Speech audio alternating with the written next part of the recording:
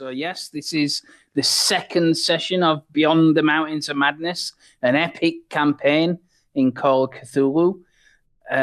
So as a bit of a recap, there is a second expedition to Antarctica, the first one being the Miskatonic expedition that took place in 1930 and ended tragically with many deaths, including lots of scientists at a camp organized by Dr. Lake or Professor Lake. Only two main survivors from that kind of main expedition came back, Professor Dyers and Danforth. But since then, they've decided to go back. This is a private funded expedition run by Starkweather and Moore. So it's called the Starkweather Moore Expedition, funnily enough. Our intrepid heroes, if you want to call them that, investigators, are all members of that expedition. You've all been selected or were selected going on to that. Each person has their own reasons why they may or may not be going. And so you went and you signed up. And on the start of it, you met on the 1st of September with all your gear. You went to the Amherst Hotel, booked yourselves in, went for a medical, clothes fitting, things like that, if you remember. And then on the way back, you called in at a cafe. And while you were there was a distinctive kind of older gentleman that seemed to be watching you from a table. But when you kind of called him or drew attention to him, he walked out. But he did so looking back. But you paid no more mind to it than that. In the meantime, Professor Jones, Harrison Jones, took a trip to Arkham to just learn a little bit more about what happened to the Miskatonic expedition as well. So got a little bit of detail on the kind of things that was reported in the news and what happened then. But towards the end of the day, on the 1st of September, you all kind of gathered at the hotel, and it came to light following your medical examinations that Dr. Cross, the physician that's been hired to go on the expedition, has a bit of a dodgy medical history, shall we say. And he was pulled to one side by James Starkweather, the expedition leader, and told that they're going to have to let him go and take him off the charter, which is obviously a bit of a problem. So that is kind of where we ended it. Who was the man? What reasons are there for people to be there? Why did the expedition end in tragedy? That's what we're going to look at tonight. So we will start, obviously, at the end of the 1st of September, when it was getting late, everybody would invariably go to their beds. And as you do, we're going to do something that we should do in Call of Cthulhu, and we never, ever, ever do. I've never been in a Cthulhu game when this happens. You're going to make an improvement check for your luck, which is very unusual. I know. Big breath. Oh, my God. Yeah. No, it's not that. I've just realised I'm not logged into the VTT. Well, yeah. Well, your luck is 0 then, isn't it? So while you're doing that, unlucky. Everybody else can. You basically make a luck check. Yeah, make a luck roll. If it gets over your current luck, you increase it by, I think, D10 points. I'll just find that summary, and I can tell you for definite. So while you Summary. Oh, come on!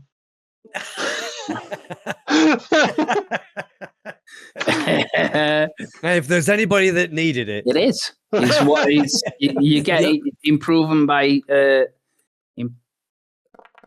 It's improved by D10, isn't it? Oh, mine was 14. I got 54. So what do I? Oh no, it's good, isn't it? You have to go under for an improvement all day. No, I think you have to go over. No, you have to go over for an improvement. You have to go. So you all Anne's failed. the only one then that's actually. Yeah. Yeah. So So all you do. That's the only roll I am going to make this evening. Oh my God! Right. So far, only Doris's luck improved. Oh wow, well done, George. Oh, George's Hey, does. George. Yeah. Can I push the roll, please? So, no, you can't push it. You can't push it. So Doris and George both roll a d10, and on your character sheet, you'll see the luck stat, and you can increase it by whatever value that d10 says. Oh, 7. nice. So you add 7 to your luck.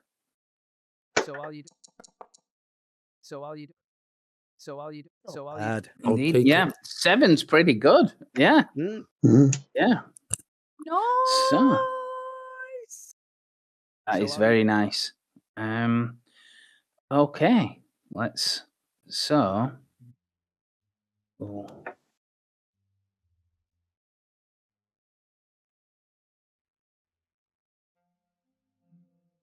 So then, day dawns on the 2nd of September, and the smell of bacon drifts into the lobby as soon as the elevator opens open. I think you're having some issues with your mic there, Lee. Yeah, I say. I Oh, can't am I? hear you there. Yeah, Can you hear it now? Can you hear it now? Yeah, that's better. fine now. Yeah, Yeah. that's good. Yeah, thank you. Sorry. Oh, sorry. So the smell of bacon drifts into the lobby as soon as the elevator pings open. You go to the dining room to see it all but taken over by the expedition. Long tables laid out with breakfast steaming on a buffet sideboard. Pots of cold water, hot coffee, juice, and tea are all available next to bowls of sliced fruit, plates of bagels, and rolls of muffin. There's oatmeal, a cold fish platter, and a silver serving tray with helpings of eggs, bacon, and sausages. Some tables contain remnants of food where people have eaten and already left, and some are still occupied. The crowd seems to be mostly academic, judging by the neatness of their attire. It makes the two people you'd assume to be guides stand out all the more. The first one is Peter Sykes. He's the man who measured you for the Antarctic clothing. His seat sits in the corner with Dr. Green, the guy who gave you the medical. He's wearing an open-collared polo shirt and at odds with the suited academics. The second guide is a Nordic man, shorter in stature but sterner. His plate is empty, and he sits at the far end of the table, watching the others who are more than content to ignore him. There's no sign so far of your employers. So when I find the hotel thing, I will put it on. Not reception, not coffee shop. Dark weather. Starkweather and more. And more. That's right. So Ooh. this is where you are, and I will put Benjamin on, even though he's not here. He's mysteriously absent, and you roughly get here about the same time. But these are the kind of people that are kind of hanging around. You can obviously, people are eating. So this is the guy who's like the Nordic guy. His plate is completely empty, and he's watching everybody else eat. And there's other people. This is the guy that measured you for your clothing. This is the doctor that gave you the medical. And these are all the bits of food. So this entire thing, there's like a sign at the door that says Starkweather Moor Party. I'll It's there. just walk in. Mhm. Morning, all. Morning. And I'll smile to this guy and then wander up. Morning, gentlemen. Morning, gentlemen. Morning. You all okay? And then I'm just going to go and help myself to breakfast. Yeah. No problem. Peter Sykes stands up he'll say, "Morning. Won't you join us?" He says he looks a bit flustered, a little bit blushing, as he does. He says, "You're more than welcome to, we'll scooch up and put a chair down." How? What a gentleman! And I'll look around the room, and I shall scooch up there. Yeah. I've taken porridge with fruit and fresh juice and tea. Nice. Excellent. Yeah. Yeah. I'll walk in and just kind of nod as I go in straight up to the table. I just pile on a load of bacon and eggs. Okay. Okay. And then grab a seat here opposite this guy with the monocle. Yeah. Yeah. He is a guy with a monocle. And he'll, yes, as soon as you kind of approach the table, he extends his hand and offers you to sit down. He'll even stand up a little bit. I'll say, "Oh, nice. Good morning, sir." Morning. Joe Sullivan. Nice to meet you, Mr. Sullivan. My name's Albemarle. Pierce Albemarle.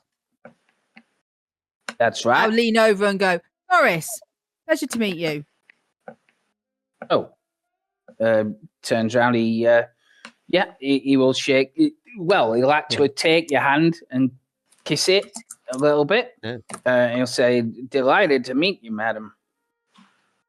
You, I'm afraid you're going to be sorely disappointed this morning. I hear a distinct English accent in your words there.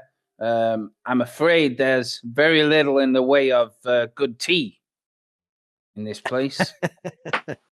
And then I show him my cup, which has got just hot water, and I pull out my own tea and add it. There's a silver strainer. I picked up the silver strainer, and I've it's one of those little ball ones, like you dip in. I do. I do. Okay. And I'm going fancy. And I'm going to put my own tea. Always be prepared, like a good, a good. What was I say then? About like a good girl guide.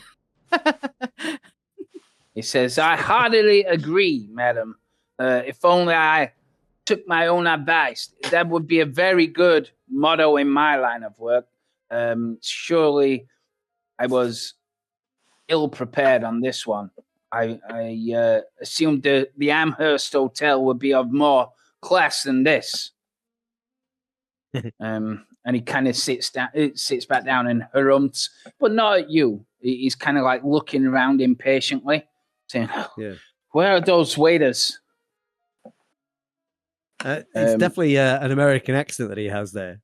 Yeah.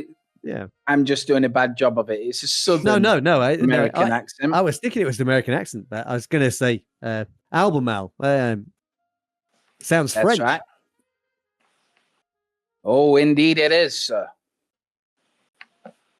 My ancestors come from that way. Yeah. So, what is your line of work, Mr. Albemarle? If you don't mind me asking.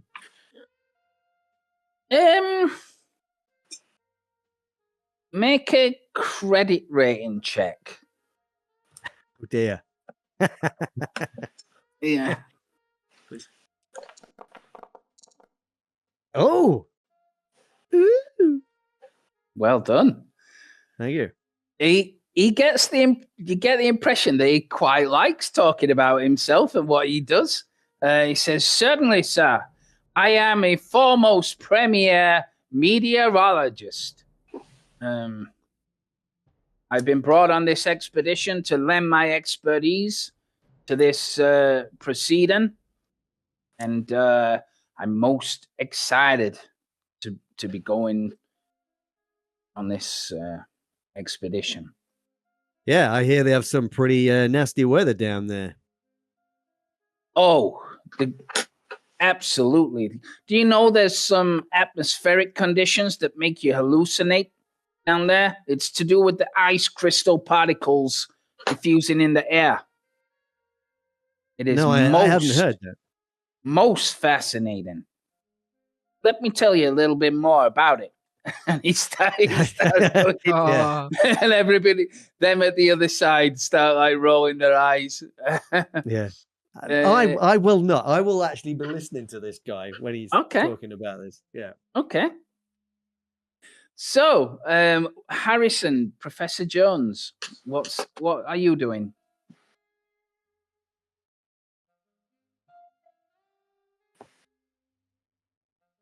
I'll probably follow a similar course. Get in. Okay. Going up, getting just like, a sampling of everything, some, like water or fruit. Okay. As you're walking up, Nothing you too, see too this. major, okay. No worries. As you're going up, you kind of look the other way because these seats tend to be filled. You notice this guy is reading a book, believe it or not, on his own. He's quite content. He's quite content to sit there with his book. He's obviously already eaten. Some of these plates on the empty tables are already eaten. Is anything noteworthy about the book he's reading? Or you can't quite tell from this angle unless you're going to lean over his shoulder. Just like interesting read. It certainly looks textbooky. It's not an occult tome. It certainly looks textbooky. Not very picture-esque or anything like that. Just columns and columns of mundane writing. A bit like reading for breakfast. Mm. Mm-hmm. Yeah. Is the reply at all? Is there like anything interesting in your book you could read to have with breakfast? He turns around.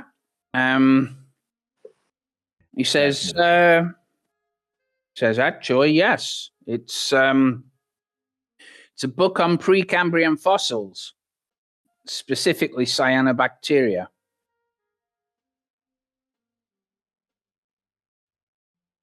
Do you study? Yeah, sort of well read around similar subjects. I assume you're interested in the fossil remains that they mentioned from the previous expedition, or are you happy to find something new? Says he half laughs. He says, "Who isn't interested?" Sure, I'm interested. Ever since the reports came over the radio. Won't you join me? Sure.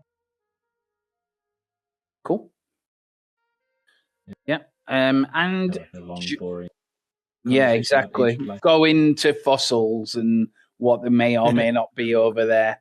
But the interesting thing that you'll get from that is that, if you don't know already, one of the weird reports that came back is that the fossils were all grouped together. They were hundreds of millions of years apart, but they were all found in the same place. Mm-hmm. Yeah, I think that's in the report that I got. And he's fascinated by that. Says it, and he says he introduces himself. He's Morehouse Bryce. He's a paleontologist.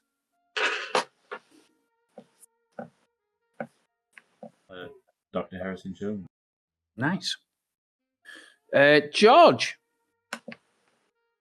Mr. Macy. These guys are clearly majority academics. There's only a couple that are not. Oh dear. Yeah, you get the impression you're a bit of a fish out of water here.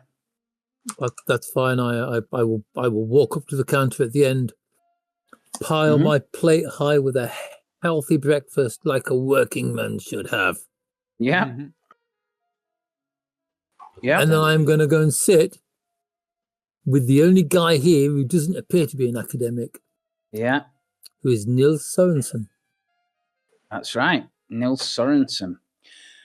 You sit down. He's pretty much got his hands crossed across his chest. And he will, his eyebrows raise when you sit with him. I give him a quiet good morning. He just nods. And we'll sit down and start eating. Nice.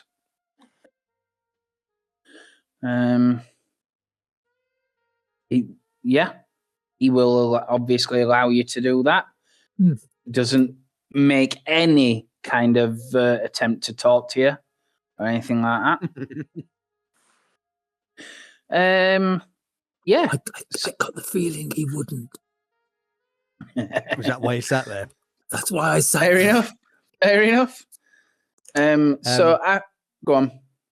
No, I think my character is probably more inclined to be, as he's sitting in this chair facing Professor Albemarle, but he's liable to be looking around and talking to the others as well. He's quite a sociable guy, I think. Yeah. You get the impression the most sociable people are these people here, the doctor and the guide. They're used to talking to people. So they will ask, where did you come from? What's the weather like over there? All that kind of stuff. When they find out that you might be a bit of a pilot, like, nice one. What's the best thing you've ever flown, kind of thing. Yeah. When they start doing that, Professor Albemarle completely glazes over and switches off. He's just like looking around for his tea, you keep catching him looking outside, presumably waiting on the waiters or whatever to refill the stuff. Then you can harass them. Everybody else is kind of like more reserved and more awkward. Okay. But you pastime equally fine. You find out, obviously, Peter Sykes is a polar guide. He's actually Canadian. You get to know as well. And he says he's here for the challenge. He can't wait for it. And Dr. Green agrees with him. He says, hell yeah, I like a good challenge, the same as the next person. Hey, why don't we come up with some kind of wager or something like that? Make it a little bit more interesting. He says. No. What are you thinking? Oh. He looks you up and down. He says, young man, pretty fit like that. Why don't we say the first to step foot on Antarctica gets $200. How's that? First one down the ramp onto the snow, $200. Will not influence it. Will not tell Starkweather or more. We'll just first one to hit the snow, $200. $200, right? I mean, do I look like the kind of guy that has $200 to spare? Okay. Fair enough. Name your price.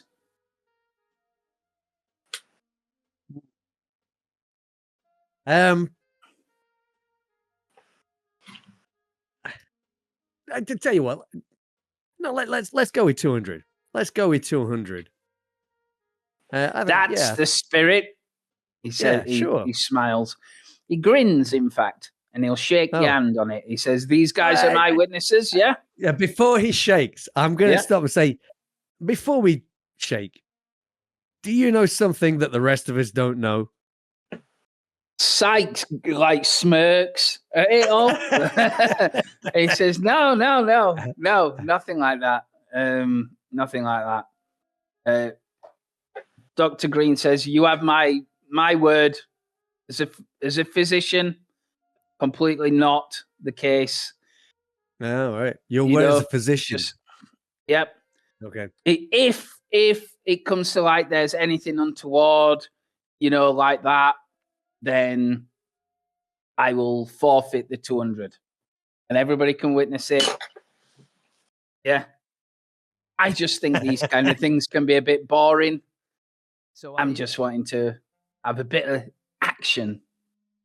He says, bit of action. I think it'd be fun. I just look at the guy. Does he look quick? Does he look like he might be a bit fast?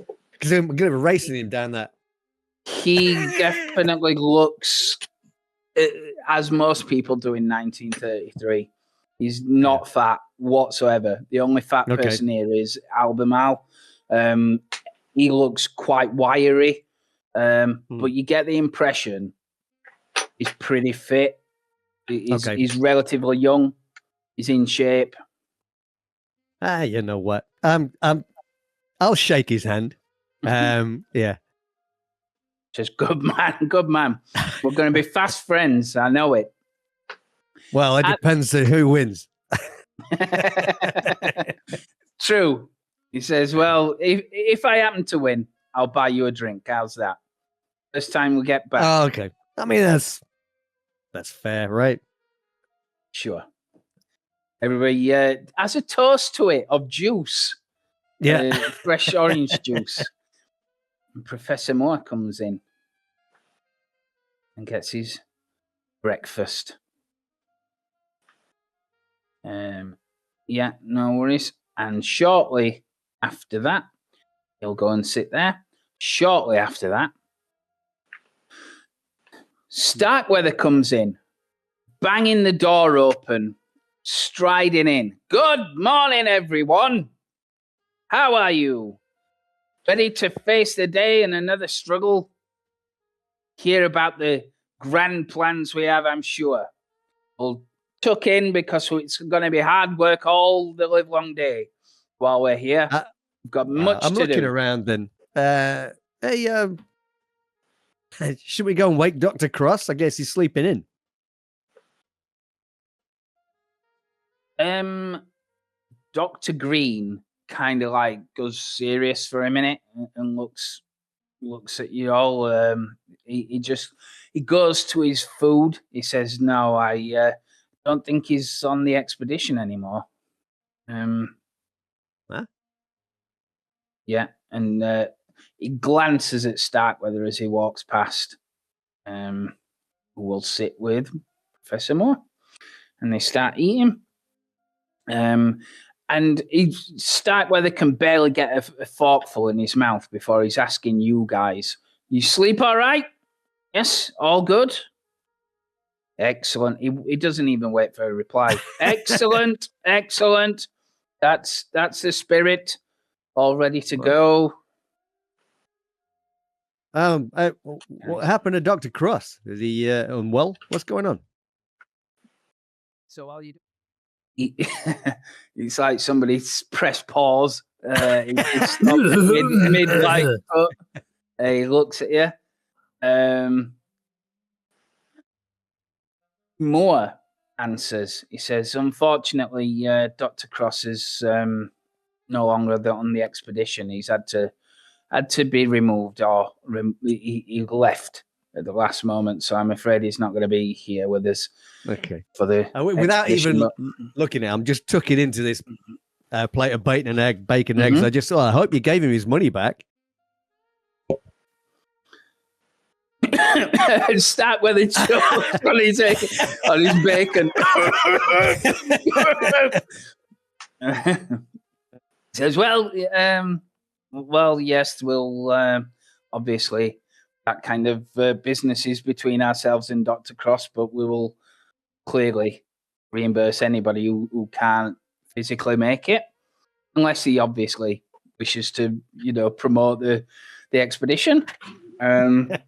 Those conversations have yet to be had, but that's, like I said, that's between us and Dr. Cross. But we have, and it kind of like diverts it. We have an excellent physician in Dr. Green here, and he's more than ready to go.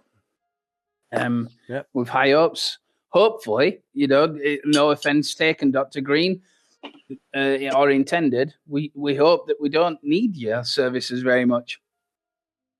He's like, sure.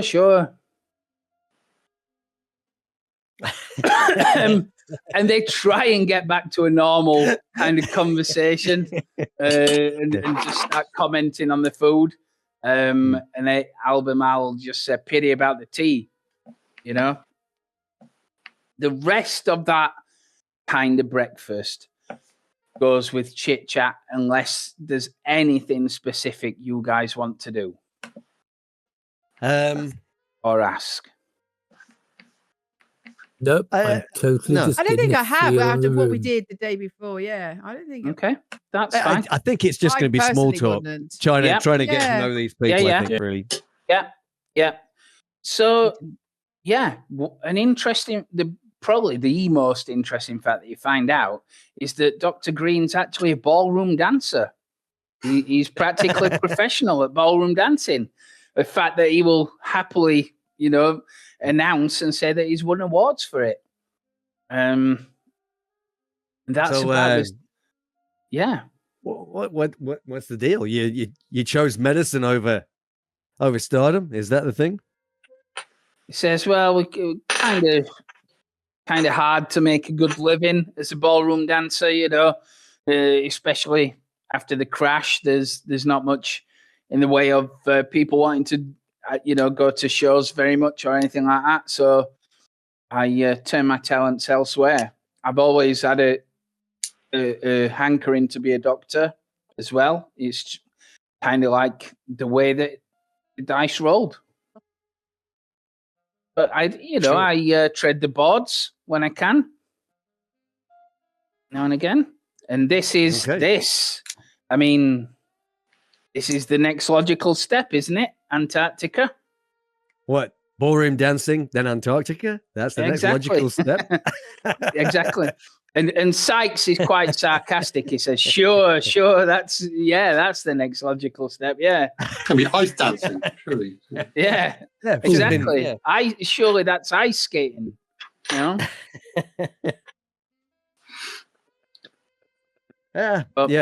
guess your small talk like that, I guess, will be all that kind of stuff. Yeah.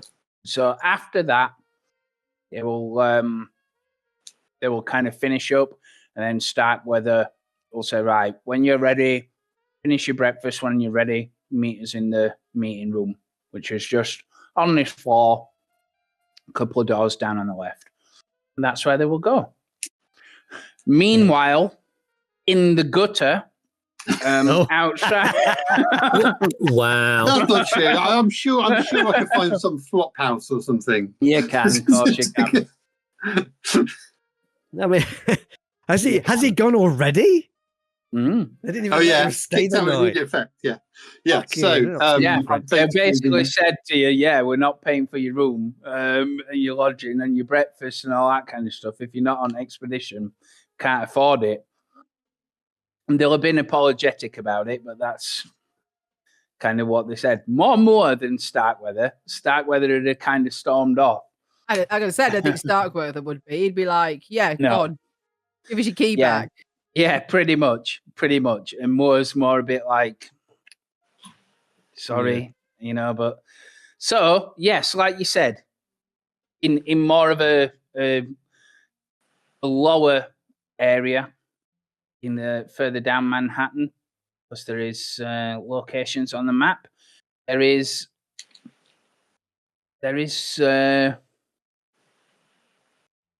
one. One or two. Just don't ask me to do a luck roll, see if there's any vacancies. You made the last one. Yeah. You'll have found a hotel in East Village, which is further down Manhattan. So you're in there. Obviously, spent the night there. You got enough cash to sort that out. That's fine. Any plans? What you sat here, obviously knowing what you know. Yeah. Well, the first thing I do, I kind of I wake up in the middle of the night, and I write a letter to my wife, which goes as follows: My dear Mary, I did not intend to write. I only meant to sleep. But the night brought me back to the sea again. When I woke, your name was in my mouth like a confession. So I'm putting this down in ink before daylight persuades me it was nothing. It comes to me as a dream now, though it feels truer than most of my waking hours. I'm no longer certain whether I remember it or whether the dream remembers me. In the dream, I'm cold before I'm afraid. Not the honest cold of winter walks we used to take, but a cold that speaks, that gives orders. The water closes over my shoulders, and I understand instantly and completely that all the things I thought made me useful, knowledge, steadiness, the confidence that you once admired, have been stripped away from me as neatly as a uniform. And I am back. This frozen North Sea, the Jutland campaign, the ship, the Resolute, is already gone or going, and the water crowded with men who should not be swimming. I recognize them without even knowing their names. Faces drift close and drift away again, as the sea itself is undecided about even keeping them. What haunts me most, Mary, is not the dying, but the watching. In the dream, I am always watching. I see the stages unfold just as I was taught to see them. The shaking, the talking, the sudden calm that follows. Men apologize as they slip under, as though death were an inconvenience that they'd caused me personally. Some are taken outright, pulled beneath without ceremony, without even the dignity of a last look. I try to help them. God knows I try, but my hands are useless in water, clumsy and numb, and every wound I would have cured on land becomes a sentence instead. Blood clouds the sea and then vanishes, as if it had never been there at all. I tell them they'll be all right. I hear myself saying it again and again, and I know, even in the dream, that I'm lying. And at some point, and this is always the same, I realize I'm tired of holding myself above the surface. There's a terrible sweetness to the idea of sinking. The sea feels almost gentle, rocking me like a cradle, promising silence, promising rest. And I think of letting go. And this is the part that wakes me. I remember you, not as you are now. I do not know how you are now, but as you were, standing in the doorway the night I left, your face composed in that way you had when you were trying not to beg. I remember how I told myself I was sparing you something by going, how I wrapped my cowardice in fine words and called it necessity. I had to leave, though. Leave this mad country, this mad continent, where even to be alive felt like a burden of guilt, a mark of shame, where every piece of quiet insisted on being an obligation to mourn, that the concept of mourning clothes was becoming ridiculous. I felt like I was drowning every day, and you would not leave me, leaving dear David's grave untended. So I left alone. So in the dream, I keep my head up, I keep breathing, I survive again, obscenely, when so many better men do not.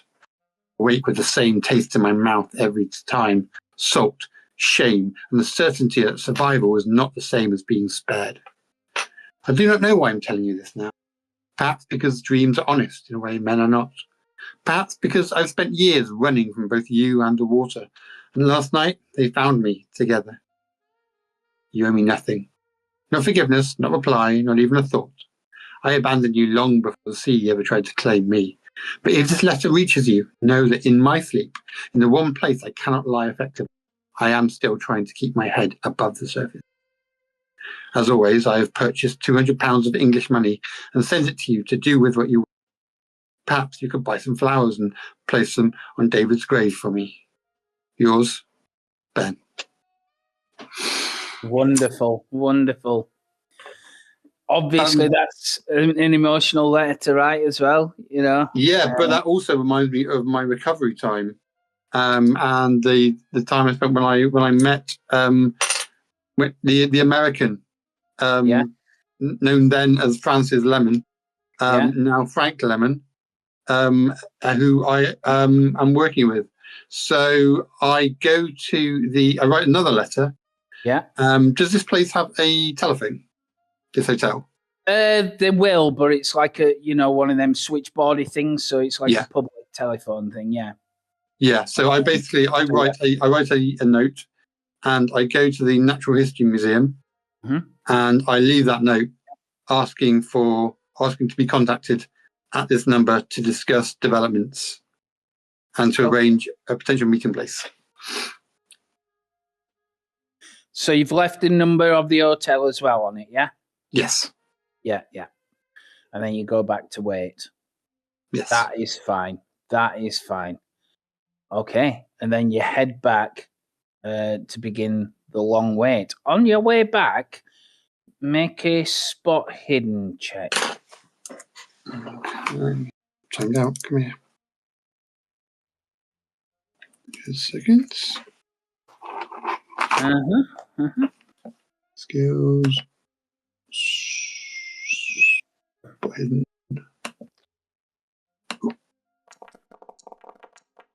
Ooh, nice. Okay. Just out of curiosity, you have a look around, double check. You're pretty sure you're not followed, but you did get like a bit of a hunch, like, what if I am? You have a look, and you're pretty sure you're not. Okay. So you head back, ready for the long term wait. Yeah, you'll be okay. You also probably get a bit of an itch because you're medically kind of dependent as well. Well, yeah, that's true. I was actually thinking, are they going to come back the same day? Do they? I mean, normally, when do they? I don't know when you pick up. I just know when I drop. In this instance, they likely will. If you're asking for a meeting and that, normally it's like every 3 days they'll check it. But if they will obviously be watching it or whatever, so not a problem. I mean, you refer to the itch. Obviously, one of the perks of being a doctor is I can self-medicate. Yeah, and I have my own little bag. Mm-hmm. So, just maybe to take the edge off while I'm waiting. I've got this room. It just helped time pass a bit easier. And it's a stressful situation. It is a stressful situation. Yeah. So, do you want a pharmacology role? No, it's more if you're resisting it. It's more if you're not indulging. Power to see if I resist it. I mean, I'm not trying to resist it, though. So, well, shall we see if I try to resist it? You can do. That would probably be. What would that be? A power check? Yeah. So willpower, isn't it? Yeah. Well, absolutely not. Screw it. I'm spending the day staring at my toe. Yes. You open the doctor's bag and pick up the syringe. Okay. And in the meanwhile, so in the meantime, well, that's what I was saying about wanting pharmacology to make sure that I get a sustainable dose and don't do anything horrible to myself. I mean, you've done it enough times. It's more if you're doing it under duress or whatever. Okay. So you've got all day to make sure the dose is right or whatever. So yeah, if you take your time, you're fine. In the meantime, we get to the meeting room. Everybody takes their seats on this one. And Starkweather says, right, everybody take a seat. We'll get this underway. This is the moment you've been waiting for 2 months. Miss Aldridge, Mrs. Aldridge, Macy, Jones, take a seat. Vault across the table. Yeah. Yes, I'll do it. I'll sit down, notepad. Right. So Starkweather goes to the edge of the table, says, right, everybody listen up. We're about to go on one of the biggest adventures you'll ever have in your entire life. Possibly the biggest. We're going to voyage to Antarctica. So unless you've been living under a rock, you'll be familiar with the Miskatonic University expedition. and the fact that it cost the lives of many men, but it's uncovered some potentially astounding things. Well, we want to go back there. Okay? We want to find the camp and we want to bring back what's there. But that's, if I'm honest, not really. It's worthy and it's something that we should do for the good of all mankind. And by Jove, make sure that our names are on it. But it's not the real reason. He points, he's got like a projector thing, and he'll just kind of like play it on a little bit, and it shows a picture of mountains, just Arctic mountains. It says, these are the Himalayas. Mountains over there, according to Professor Dyer, dwarf these things. These are why I want to go. There is something past them. A plateau, so he says. And that's what we're after. That's the target. We're going to be the first people to be up there. Okay? They're there to be conquered. And by Jove, we're going to be the ones to do it. But there are other people out there that want to steal our thunder. So let me show you what we know. This is what we're about right now. So you should see this when it loads. Okay, so he dims the lights, shuts the curtains. That's right. So, Antarctic Expedition, 1934, 33. Okay, so this is us. What's going to happen is this. We're going to start from New York. We're going to head through the Panama Canal into the South Pacific. And we're going to head all the way across the Pacific until we stop off at Melbourne and resupply. After we've supplied in Melbourne, we're going to get all our gear. I'm going to head down towards Ross Island. Okay, we should get there about November. And then we're going to have a base camp. We're going to fly out to Lakes Camp, uncover that, bring the bodies back, and then move on to this plateau. Okay? We're going to be all heroes, all in the news, and it's going to be wonderful. But there are other expeditions out there. So, the Germans, Alsmeyer Falcon expedition. They're starting from Bremerhaven. Okay, they're going down by Portugal. They're going to come to the Antarctic by the Weddell Sea and set up base there. We don't know why they're going, which is a bit worrying. The third one, Ellsworth Falcon. They're not setting off till November, and all they're doing is crossing the Antarctic by air. This is their ship, their plane, they're moving with. They're expected to land near us, to the side of us. They'll be going out to the Weddell Sea and back again. Shouldn't affect us at all. But Bird, damn the man. He's going at December and he's our biggest threat because he's got scientific aims like us and he's got a hell of a lot of publicity behind him. He will be going to Little America, where he's been before. And his aim is to live on the ice for 12 months, map Antarctica and do geological surveys. Okay? What we've got behind us is that we've never before attempted it. Okay?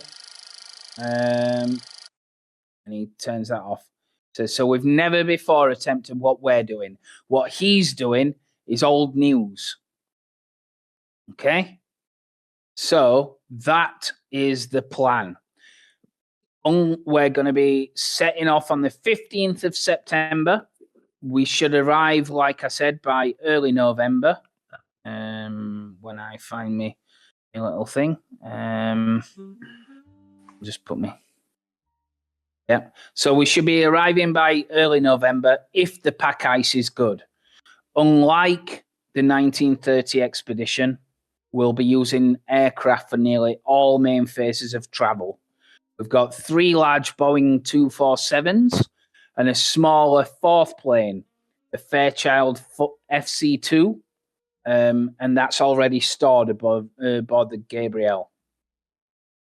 We've enough fuel to go around the world with each plane, so it shouldn't be an issue. All being well, we'll be in and gone by February, just when that blasted bird turns up. So those other expeditions won't even be close to achieving what we've been doing, and we'll have all the publicity. Okay, so Professor Moore will tell you a little bit more, and he hands him out to him. He says, right, okay, let's have a look. So as you can see, rolls out a map onto the thing.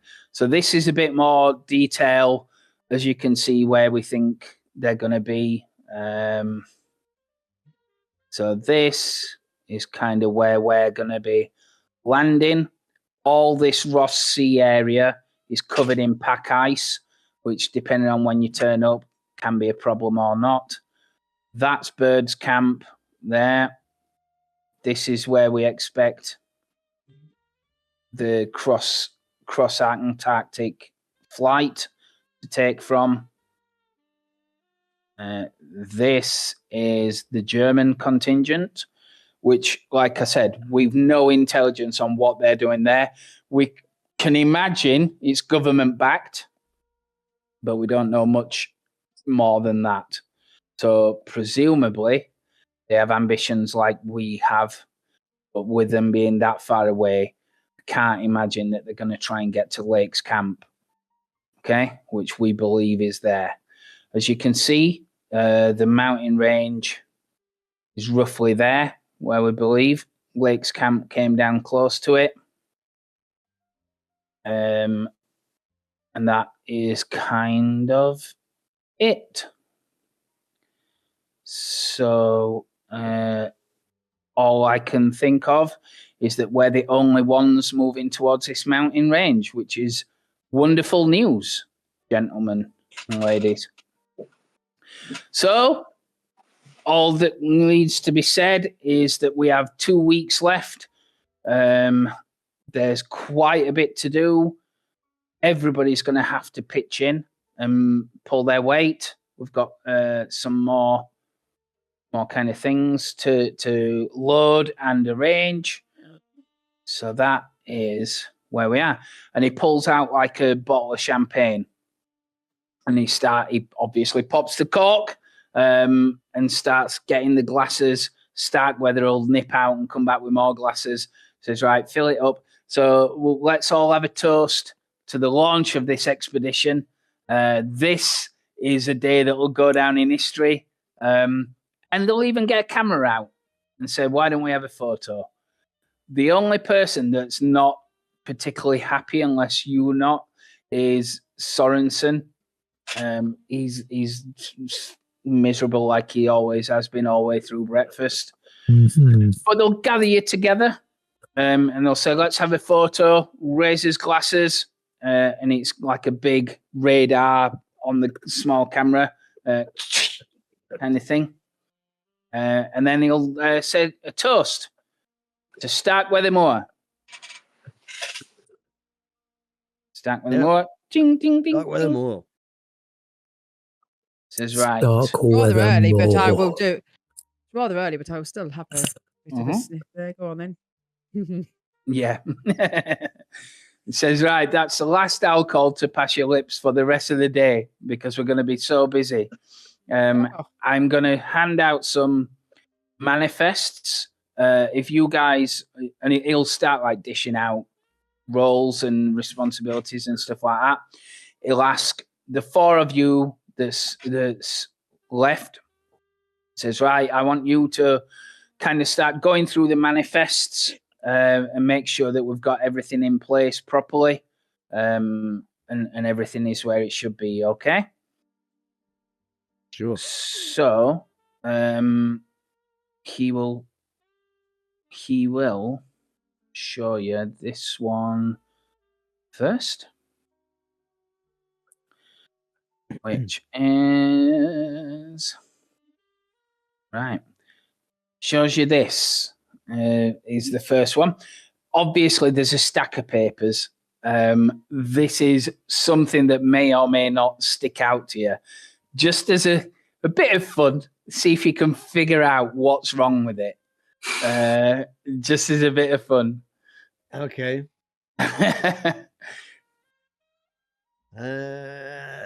To give you a helping hand, reefer means refrigeration. Okay. Or Yeah, or 2 crates with 2 boxes, 2 new cans, it's reefer cans, 1. space where you get the reefer madness. Yeah. A gallon of sour cream. Crate with 3 Yeah, it's an sea essential. cans, 2 sea powdered. Now there's Just 6 of them, so there's 6 gallons of sour Oh cream. yeah. Yeah, 6 jars. Yeah. 3, 4 boxes each. Look, Okay. great. The tins are full of boxes and cans, but boxes and cans of what apart from tea? Yeah. It'll be It provisions. It'll be gives us an provisions. inventory, but not an inventory of what's in the inventory. Yeah. What is needed is there. You can make a library use check to figure it out. What? Just as a bit of fun, see if you could have seen it. As the adventure as it's written, you just figure it out. Oh, okay. They just say. yeah. Okay. Yeah, but I will let you have a library use check. See if you can find it. Doris can't see it. I can't see it. No.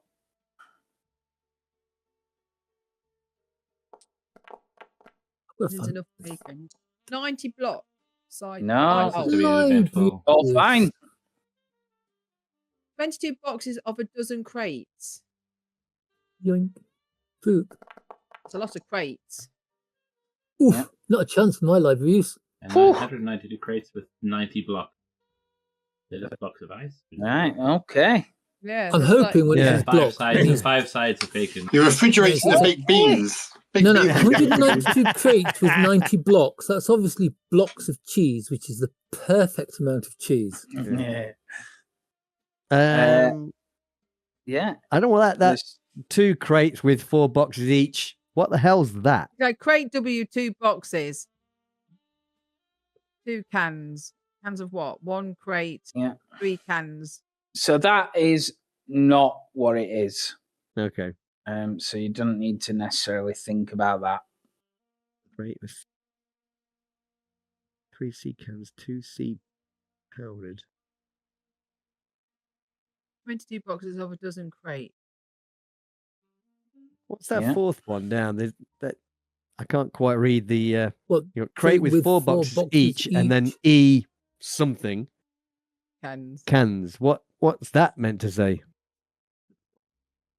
I reckon that's tin peaches. There's a lot I of think it space might for- actually be. think it might be. £9,600. See, What's because it in says those crate with boxes? something 3 sea cans, Well, is 2 that- sea I mean, it's powdered. 9 190 of Those, them. those 90 Neat. blocks, whatever those blocks are, it's £9,600. There's 192 crates, is it? With 90 blocks each. And it's They're not like, particularly you. helpful descriptions, to be fair. It's, No, they're not. They're not helpful descriptions, you're right. So Not all those these, blocks, not so all these those anti they're very conditions heavy, though, stuff. probably there. better just to do the library search check. Yeah, It probably. might, because the thing is that the weighty stuff might just be the the ice for the refrigerator to actually keep everything else cool. But, Mm. you know, I failed my library use. yeah, I felt Yeah, I'll mine. probably. That's I'm really- definitely I going to failed fail my mine. library use. Antarctic Oh. edition. Okay, I need to climb mountains, not read lists. right. Okay. You can't see anything wrong with it. Seems fine. Seems fine. Oh, no, Yeah, don't say that all the because now we're crates all and all that. invested. I can see a lot wrong with it, just not in Yeah. Ah! There's Obviously, going to not be something. It's going to be something really dumb when we find out what the actual problem is. you check. you can figure it out from that, even though it's all like messed up and stuff like that, because it's not messed up in the book. That's perhaps maybe AI messing it up. Okay. But I will tell. Yeah, but the thing that you could notice is right on it. So there's butter, there's powdered milk, there's tea, there's dried apricots, there's prunes, there's baked beans, there's sour cream, there's 22 boxes of a dozen eggs, 8 crates of 22 boxes of a dozen eggs, 4 tubs of lard, and 90 blocks of something called pemmican. Okay. Yeah. Okay, I'm all for that. Yeah. Know what that is. Yeah. Wait, I don't. Sides of bacon. So It's a high those calorie are actually what's in it. survival. Yeah. So as obviously you look at 100 more things like that through the day, you very quickly start getting bored of it. But you can't. You glance over it. Everything seems fine. As you're kind of doing that and going through everything, Professor Moore comes to Sully and says, "Can we have a bit of a word?" Yeah, sure, Doc. What's up? Yeah. Says, it kind of points upstairs. Okay. Says, if you want to come with us. Yeah, I'll follow And he'll go to the elevator where obviously Tim the bellboy's in. And he'll take you up. Tim's a bit more reserved when there's more of you there, but you can see him smiling as you go up. Hopefully you can all see, and he'll Moore is on his own as he takes you up.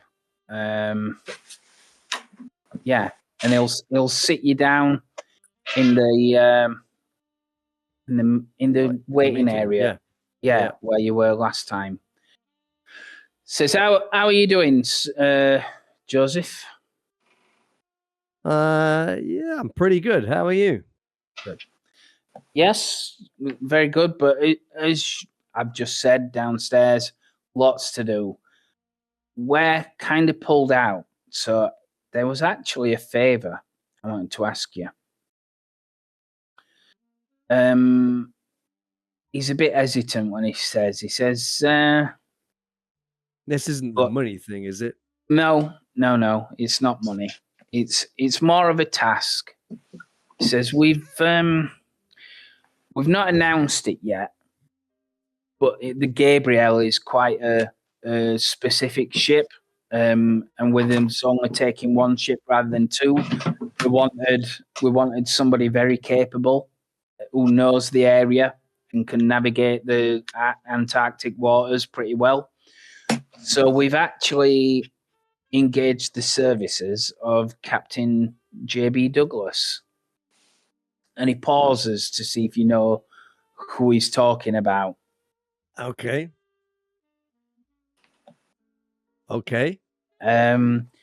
Yeah. So what I want you to do, there's going to be a lot of press when it's kind of announced. So what I want you to do is coming to New York. I want you to meet him on the 6th of September at the Westbury Hotel. It's on 44th Scammell Street. And I want you to see to it that he's got everything that he needs, that he's well looked after, that he's brought to us the day after, that anything that he kind of needs and wants, we get hold of it for him. And I'm obviously, there's 1,000,001 things to do. I'm just going to ask you if you wouldn't mind going over there and sorting that for him. Obviously, if the press saw myself going, they would naturally head there. Whereas, you're a little bit more under key, so it might be a little bit easier. And let's be honest, he says, looking at himself, he says, you're more likely to fit in with the average man on the street compared to myself. He says, I'm not streetwise in any way, whereas you are a little bit more like that. And he tries not to be offensive, but he stumbles over his I know words. what he's saying. He says, so I would consider it a personal favour if you would go on the 6th of September to the Westbury Hotel, and you would make sure that Captain Douglas is sorted. Could you do that for me? Yeah, sure, of course. Yeah, no problem. He smiles. Says, excellent, thank you. That's pretty much it. Unless there's anything else that you need from me, Well, I guess we get back to it. One second. What What actually happened with Dr. Cross?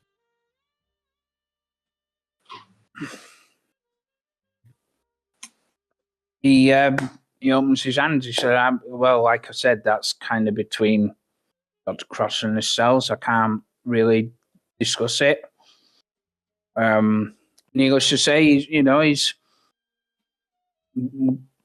he's okay. As far as I know, he's fine. It was an agreement that we came to. Okay. And he's, we wish him well.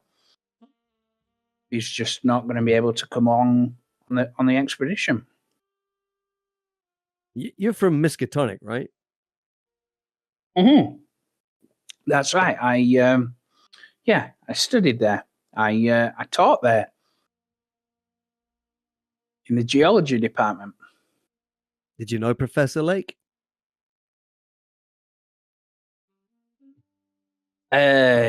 Yes, I did. In fact, I knew him quite well. He was an adventurous man in a way.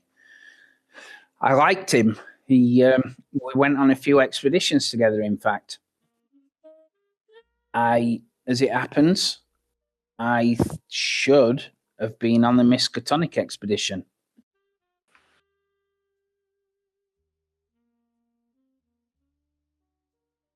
Well, lucky for you, I guess. He looks down a bit and says, yes, yeah, I guess so. But, in the same vein, it's still sad what happened to him. I considered him my friend. So, in a way, I have to live with a little bit of pain knowing that he's gone. But that's the risk that we take with these expeditions, I guess. East, if we can bring back what he found, that will be his legacy. I mean, I just want to bring them all back, I would need. I don't know. Did I tell you I'd met him? I flew him out to the Rockies in 28. He looks surprised. He says, no. And I don't think you did mention it, but that he laughs a bit. Small world. Yeah. Testing some of the equipment that he used on the expedition. Some of the drills and things like that. So you've met Pabodi as well? Well, I'm aware of him. He wasn't on the trip. But Lake, he was a smart guy. He knew what he was doing. The smartest. You're right. It's one of them freak accidents that happened, I guess. That's why we've got Professor Abelmile with us. We don't want to be too careful when it comes to the weather. He will be poring over the reports and making daily, perhaps hourly, predictions on the weather. We're trying to and committed to being the safest expedition we can make it. And that's why this part is important. We must make sure that everything's right and that we don't miss anything off any lists. Damn you, spot hidden. No library use roll. Otherwise, it could be catastrophic. Don't say that.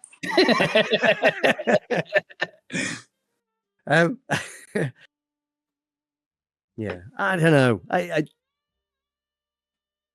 We ran into some bad weather while we were up there, and he was meticulous. In the Rockies? Yeah. I don't think he would have been caught out by the weather. It just doesn't add up. Okay. I don't know. Well, you knew him. Sure, yeah. I would agree with you. Quite a meticulous person. But his spirit of adventure sometimes got the better of him. Especially when you're finding Precambrian fossils like what he found at the other sites. From the radio reports that I've listened to, it spurred him on. So he obviously took less precautions than he should. If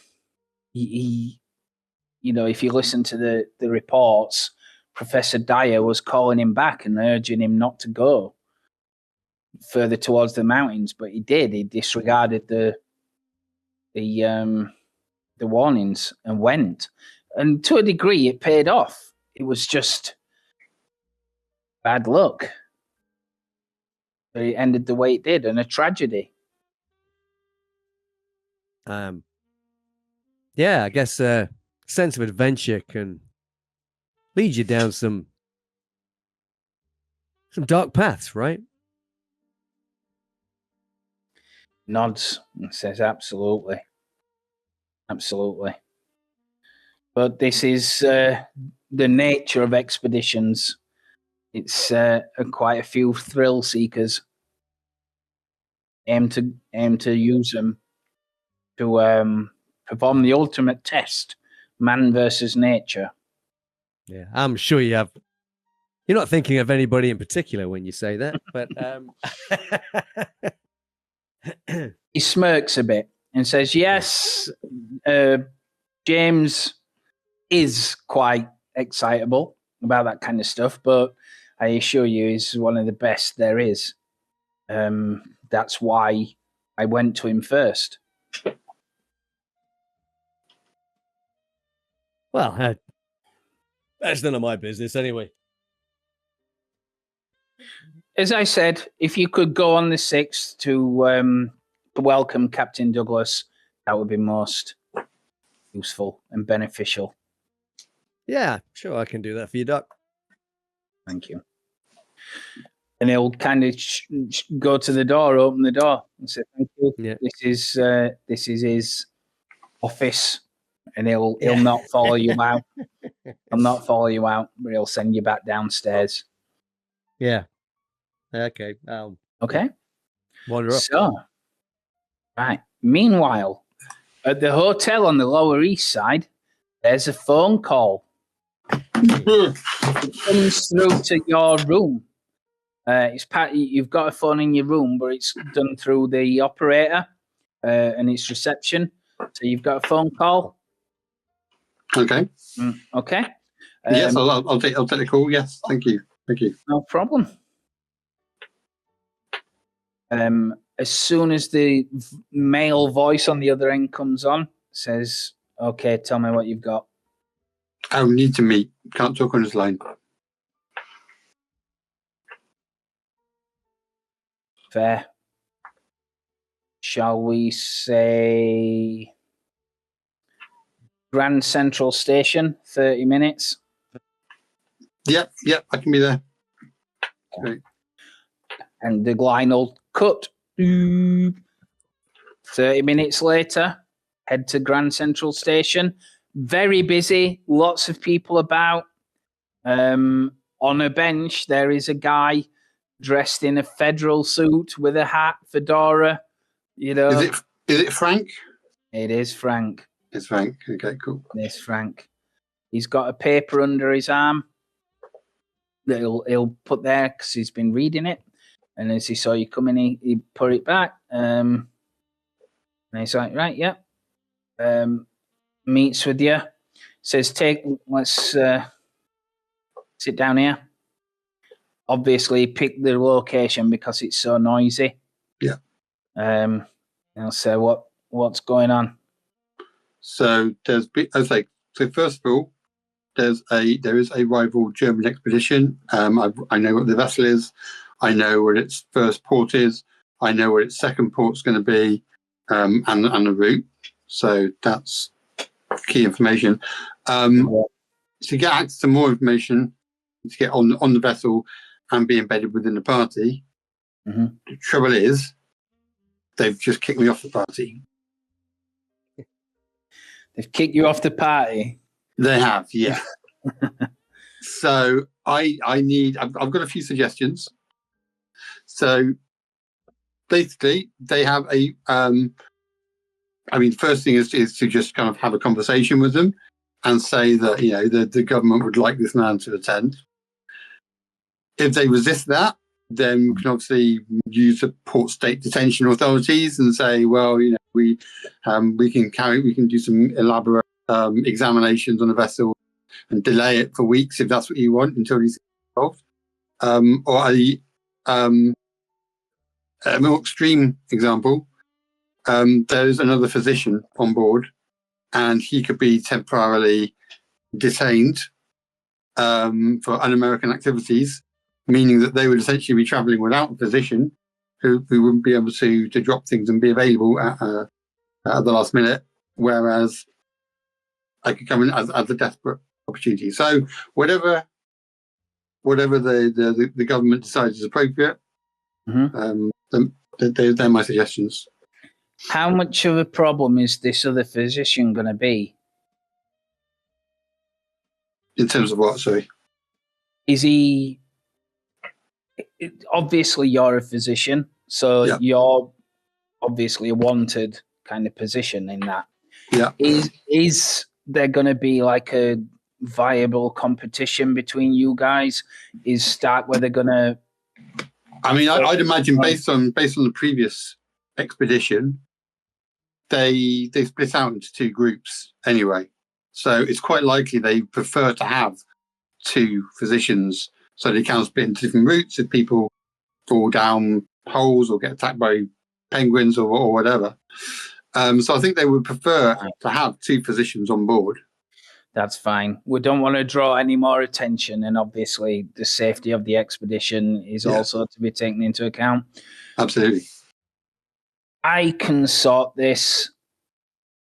We will put a letter at the drop-off point by, say, 4:00 this afternoon.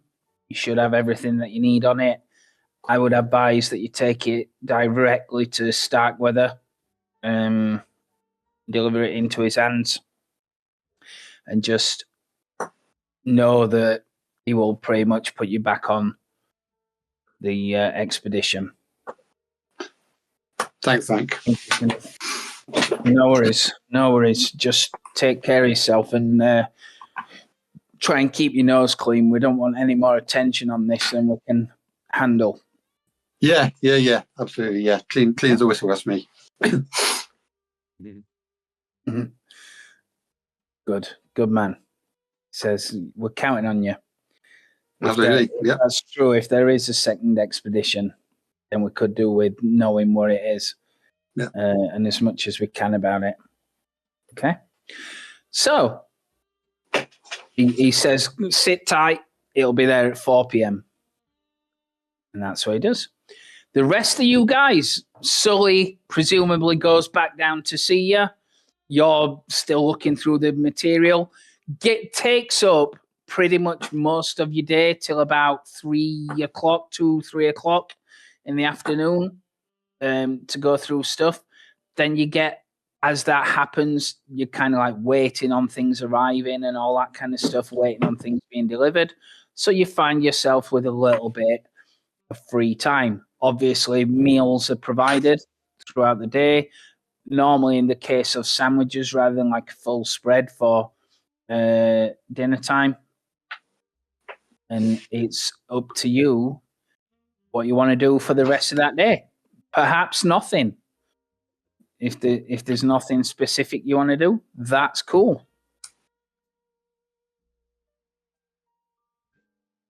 I haven't got anything Maybe specific recommend them like an accountant.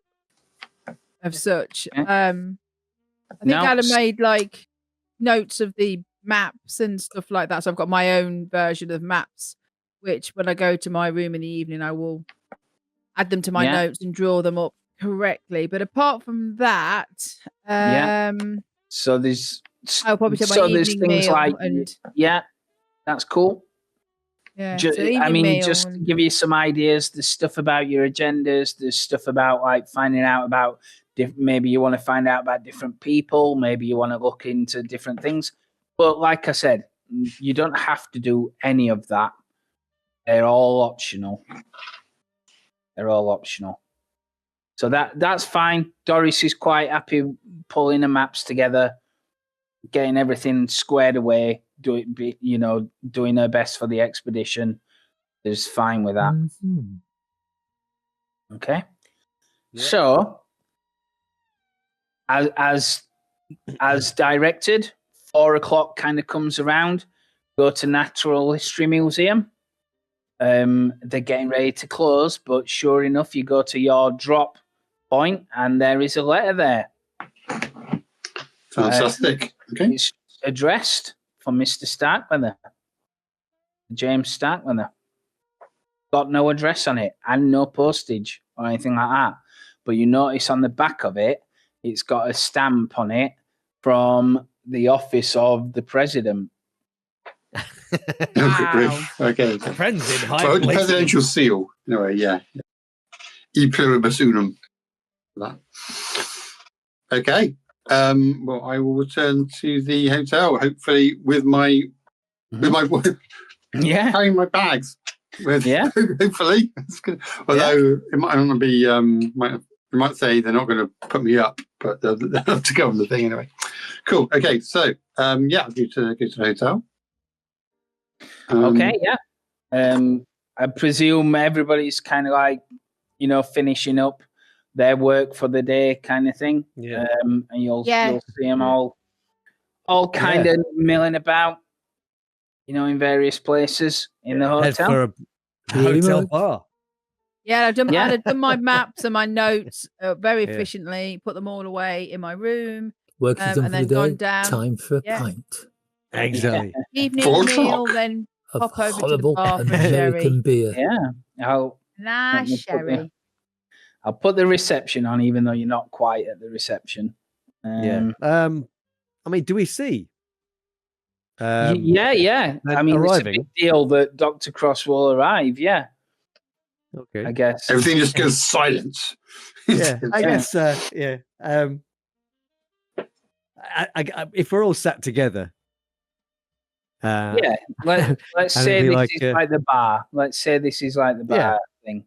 You're kind of sat around. Hey, look who it is. Oh, he's back. Maybe he's changed his mind. Hey, Sally. Hello, Mrs. Aldridge. Bit my beer. Raise an eyebrow. Dr. Cross. Yeah. We heard that something happened and you'd left us. Oh, I think there's been a slight miscommunication in that process. Is Mr. Starkweather around still? I haven't seen him since this morning.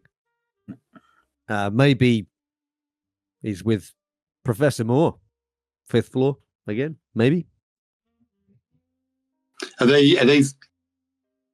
They're in the building, are they? Well, maybe I'll go up and see them myself. So, have you had a good day? Productive day? Busy, really busy. We've gone through all the manifests, and I've had a good look at the maps, and yeah, it's been busy. You've missed, I have a lot to catch up on. So I've made efficient notes if you need to read them. I'd like to see the preparation list that they're making. And make a library release roll on it. No one else can see it.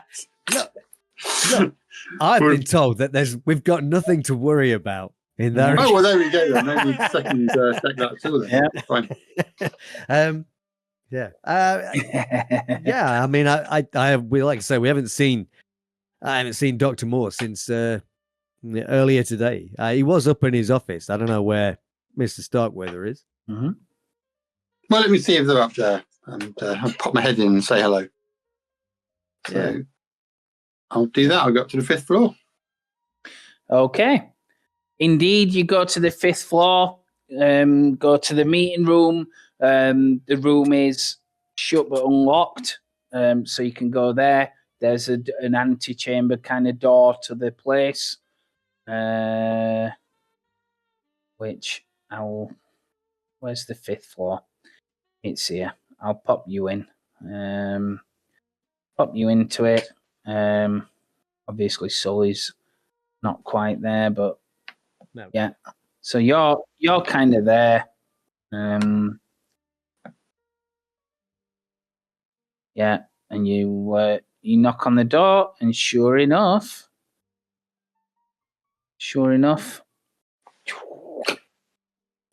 Professor Moore opens the door.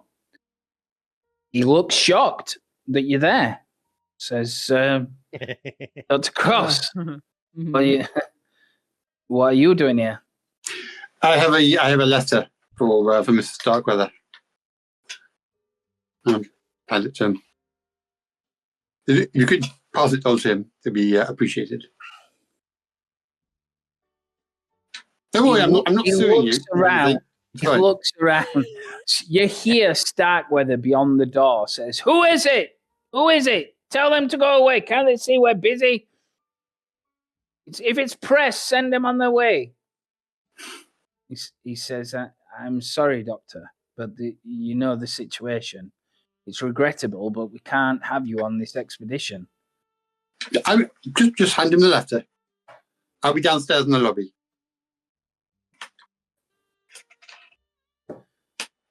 Oh. Are you thrusting the letter out to him, are you? Yeah. And I mean, if he looks cynical, I might just turn it over so you can see the seal on the back. I think you should hand it to him with that. Yeah. That way up. Yeah, he takes it with a sigh, and then he notices the seal, and his face goes a bit white, and he looks back up at you. He says, "What's this?" I'll leave you guys to talk it through, and then when you're ready to discuss, I'll be down in the lobby. So okay. Says very well,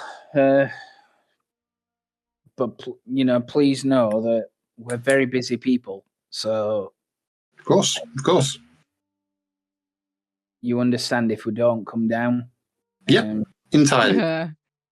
They'll be running down. They're going to be running down. See you in a few. Yeah. They'll get down before he gets there.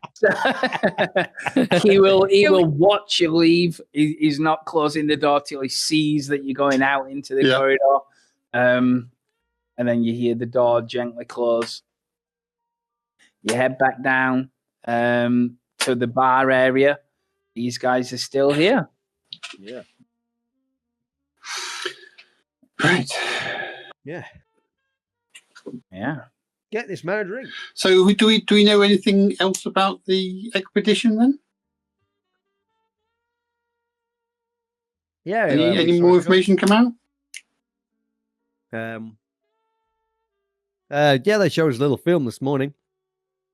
It showed where we were setting up base camp, or where we're starting. Oh, fantastic. Point. And I'll explain the map that we saw earlier to him.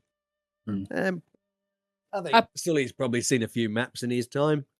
I am going to look around the bar. Is there anyone else there that could be listening in? There's a few people. You probably make a spot hidden.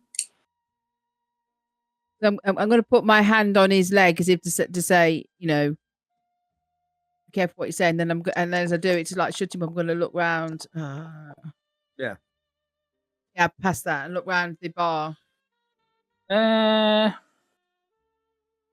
Okay. Right, hang on then.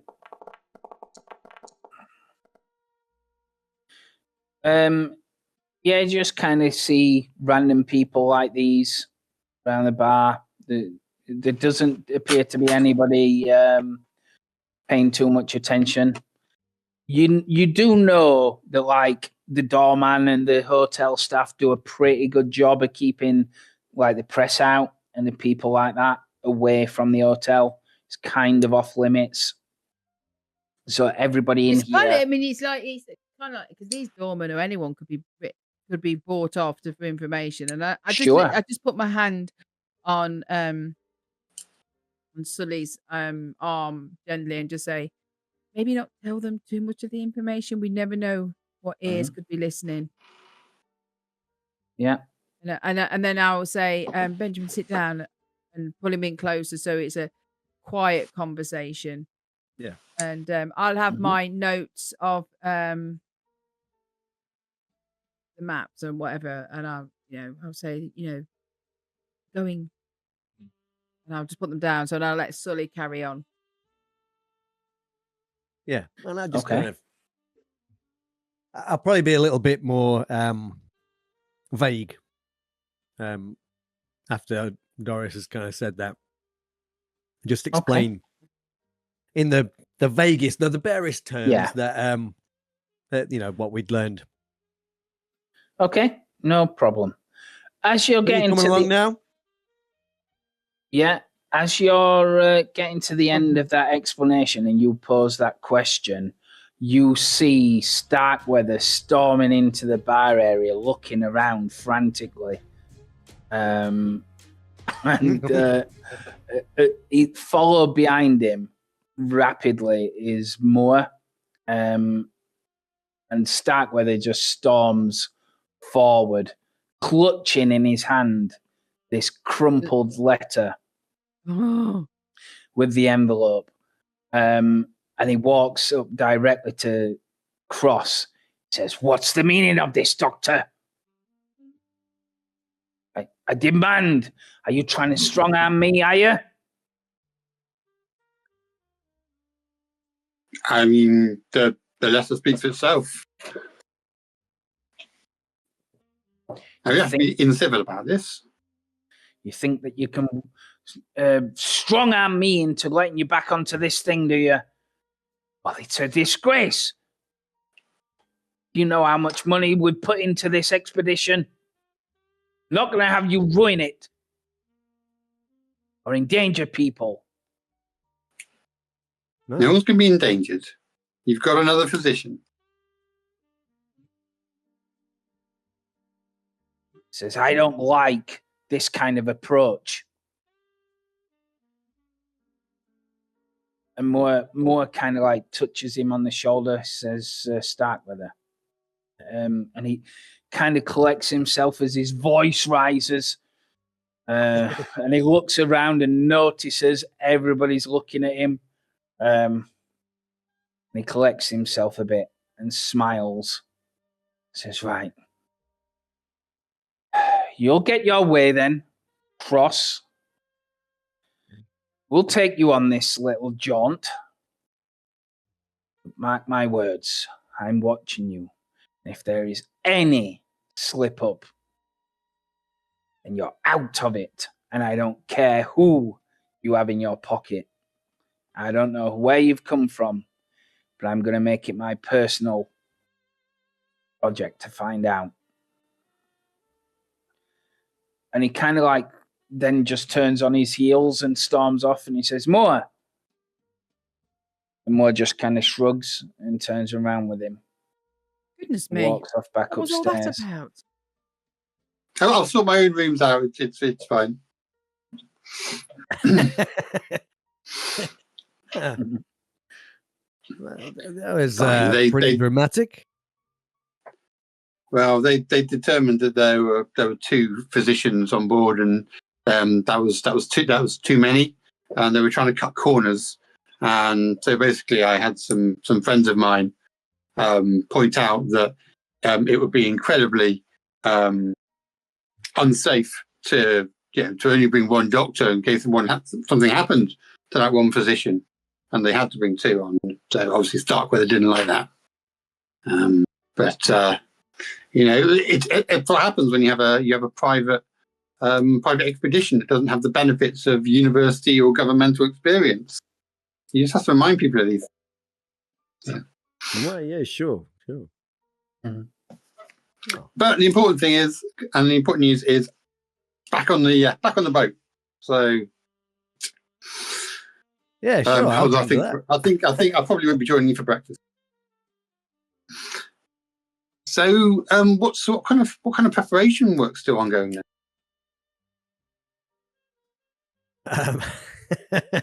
I'm looking around at everybody else. Just the usual. I give him this manifest and go, here, have a look at this. Or these pile of papers. Do a library roll. Let's not talk about. Well, I mean, that's got tins of beans and bacon. That all seems fine. All the manifest lists are locked away safely. Okay. You'll not be carrying them around. We're not You'll allowed. not be carrying them around. We can't meta this. No. Damn it. Do you know what I'd really like to do though? Probably a bit late today, but something for tomorrow. I'd like to pay a trip to visit Danforth in his secure unit. See if we can find out see if we can get any grain of truth from what actually happened in that previous expedition. What? Who? Why? What? Was the man certifiable or certified? There were two survivors. Two survivors in the previous one. There was Dyer and there was Danforth. Yeah, sure. I'm only going to climb mountains. Why are you so interested in this? Because they're the two survivors of what happened on the last expedition where they went to this area. And I'd like to see if I can tease out some truth, some veritas about what actually happened there, so we don't make the same mistakes that they did. Actually, what was revealed about the other expedition? Because all my knowledge of this comes from the story.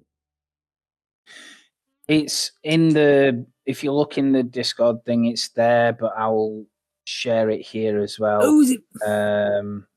Yeah. Oh, sorry, I've slept since I read those. Yeah. Yeah. It's there. Yeah. You know what? I'll bite, Doc. Yeah, sure. I mean, I wouldn't mind coming along and seeing this Danforth guy with you. We got a few days. Yeah. Until we actually set off. So maybe that's a little trip for tomorrow. That's the Danforth, the one in Miskatonic, or was that the other guy? I can't remember. Yeah, they were. It was part of the expedition. There were the two of them. Yeah, because I went to see the other guy. One of them. You saw Pabody, wasn't it? Yeah, yeah. Peabody, yes. Yeah. But he built the drills or designed the drills, didn't he, or something that they took? He did. Yeah. There's like 10 pages talking about the drills in the beginning of the story. He did. Yes. So we know the drills intimately. Yeah. Okay. So so you'll have slept since then, won't you? But so Peabody kind of revealed that he passed on plans for his improvements to the drill to Starkweather and Moore, but he definitely said there is no way in hell that he will ever set foot on Antarctica again, and he warned Professor Harrison that if he knew what were good for him, he would get off this expedition and not go. Yeah, and I don't know if the professor had mentioned this to any of us at all. Probably not, actually, right? We've not had a chance to talk about that. No. Have we, Lloyd? No. Or would you have passed that on? About I would have, yeah, but don't go there, whatever you do. To chat about that. Just, yeah, Terrible there's a place. lot of actually, because that was the thing I was going to ask. Just like, did I get this info as like a document, or did I get this info as like verbal anecdote? He gave you like a bit of a report. There's an official report to Miskatonic University, and it's kind of like in that case, that. I'd share it. It's easier to share it with everyone as a document. Yeah. Here's this. This is the Paybody's notes from the expedition. Yeah. So basically, in a nutshell, it says that they died when an ill Antarctic wind kind of blew a massive blizzard when they had uncovered these fossils, and they were doing like an autopsy on them to have a look at them because they were well preserved. So they started looking at them, but unfortunately, like a massive blizzard came and killed them all, basically. So yeah, that's when Dyer and Danforth went up there to find out because they lost radio contact. When they went up, that's what Dyer said they found. Everybody had kind of been buried in a blizzard, and they were all dead. Apart from that one I was reading it. That's weird. Mm-hmm. It says, what was it? So I'll just But they do refer to ancient buildings. One that's that they've took off been by the reported to be wind. seen. Gedney was not Gedney were missing. They couldn't find the body of Gedney. Yeah, it's just weird way that it was written. As for the buildings, it now. has been pointed can't out find to us it, that there are but- conditions What in did the he say Antarctic something that about- lead to At 4 hallucinations or mirages. It said something about At 4 presumably p.m. Dyer taken radio. off by the wind. Sorry, George. What was that you were saying? That was me. You were just saying- that was just me quoting what we've been told earlier about certain Oh, conditions in the Antarctic can cause hallucinations or mirages with concerns with the buildings. Yeah, But even then, absolutely. just in a hostile environment, like outcroppings and stuff can look like something else than it is in fog or whatever. Yeah. Also, you have to think about the fact that the two gentlemen had just encountered the rest of their expedition killed in a blizzard. To me, it sounds like at least one of them is suffering from some fine kind of traumatic shock because of this. Hence the reason he doesn't want to go back. That's right. So their biggest problem was not being prepared for the amount of weather that they were going to encounter. That doesn't sound like the guy that I know. You know him? I knew Professor Lake. And You knew Lake? I did. Yeah. But I don't know. He just seems just too careful to have been caught out by something like that. It doesn't sit right. I don't know. Did you mention something about an autopsy on a fossil?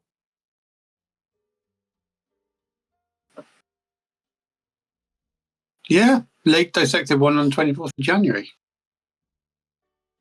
How well preserved were these things? Well, it says a fossil, but then it says their hides were tough. Whereas I'm no paleontology expert, but fossils are mostly the absence of organic material, which has created a hole in the rock. These look like, rather than fossils, so actually preserved corpses of some description. I know they were around at the time. I know they've been found. And would we know about the hairy elephants that they keep finding in Siberia?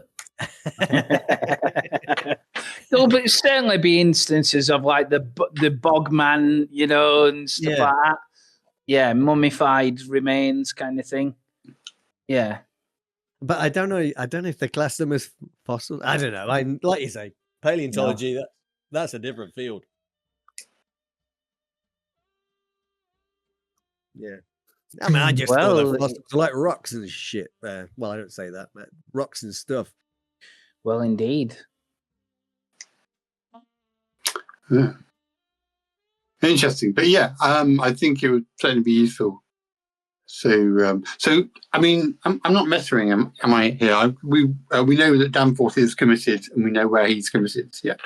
Yeah, it will have been not widely reported, but it is reported. Like when they went back, yeah, there will be like people will know because it's reported as a tragedy.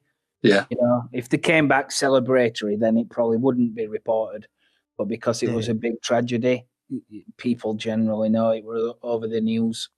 I guess the question is, so Danforth, was he committed as soon as he came back, or was it some time afterwards? Like, do we know? You would probably have to look into that. That, like, you know, tell me about a news report that happened 6 months ago. You know, yeah. You'd have to. You'd have library to. rolls. Yeah. They've gone so well so far. Yeah. Okay. Obviously, everybody else is kind of like having a good time in that, having civilized drinks. Are you doing anything else for the remainder of the day? Making any plans? Are you talking about like? Well, I think we're planning. If we aim to be at Grand Central for 10 a.m. and then get the next train to Miskatonic. I guess the problem we've got is it depends what Mr. And Stark say what has tasks have we for got us. tomorrow? 'Cause we don't know what we're doing until the meeting at 8 a.m. Yeah. You do know there's a briefing every day at 8, and then there's they pretty much told you were going to be very busy preparing for this thing. So if it's like today, you'll get a few hours. Maybe you'll be free. Who knows? Yeah. Yeah. Well, I'm pretty certain any plan they've got doesn't involve me at the moment. So maybe I'll just pop off on my own. And then meet up with you guys in the evening. Yeah. Okay. I think they won't include you in any of the. You would have to be included in the preparation and all that. Well, it's not like where all the fire exits are. I mean, you did just see what happened here, right? Yes, but next once the tempers calm down, they will see sense. For whatever reasoning. He was rather cross, but you still need to have health, safety procedures put into place. So maybe you should ask one of the bellboys, the bellboys, to pop up with a note asking whether you should attend in the morning. So at least you'll know. Because if you don't attend, and then you don't attend, and they expect you to attend, they'll be even crosser with you. And it's really best to find out because they're already very cross with you. That is true. I think I should probably have more luck talking to Moore than Starkweather. Yes, I would definitely using that they're angry with Cross. I would definitely find out if you're expected to attend because you don't want to rock the boat, as we say. Really, I mean, I could wander up if you want, but maybe a bellboy would be better. He was rather angry. I'll tell you, I'll turn up at 8 anyway, and then they can always say, "Oh, you're not needed," in the morning. As I say, I'm not staying in a hotel. I made my own arrangements, and we'll see if I can win them over in the next couple of days, and if not, then we'll just meet up separately, I guess. Yeah. Okay. I mean, yeah, it's good because we're going to be spending a lot of time together on the ship. So we should spend more time kind of getting to know each other more, and some of the others as well.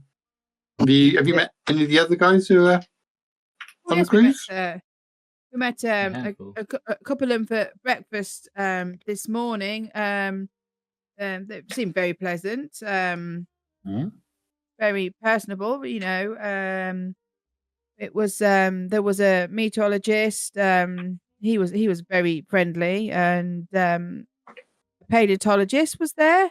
He likes fossils, and good. he likes asking about the barrel things. he does like to talk about the fossils. There was a very we met the guide and the doctor beforehand. They were splendidly good company for breakfast. Oh yeah, the guy who measured my inside leg. Yeah. Yeah. Yes. Sights. Splendid chaps.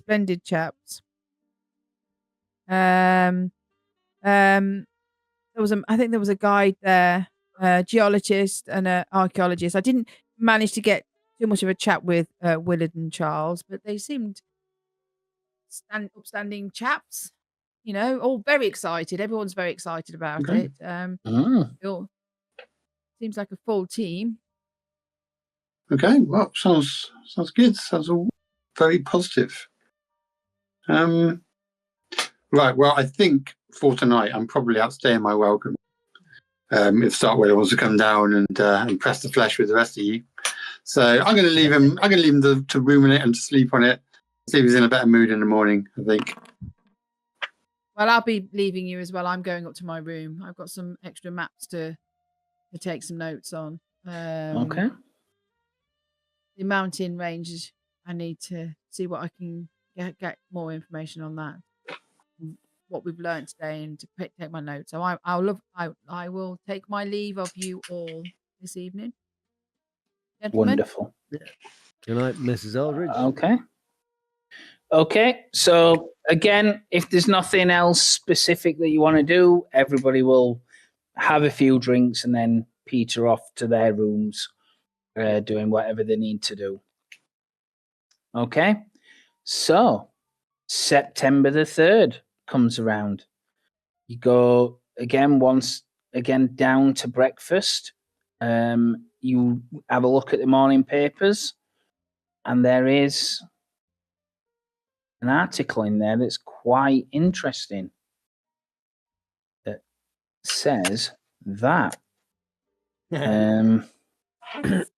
So for those that can't read it, it says Commander Douglas to join expedition.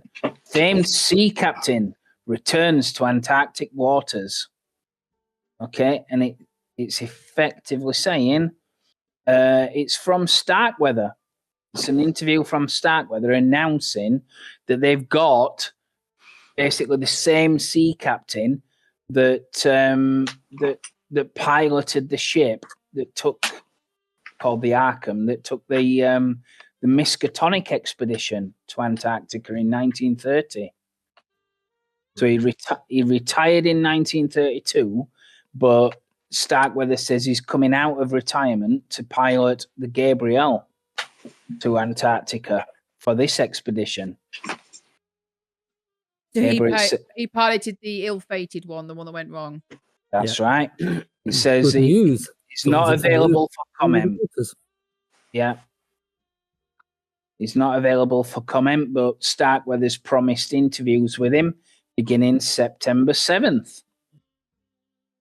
So he's saying he's on his way. So again, you go to breakfast.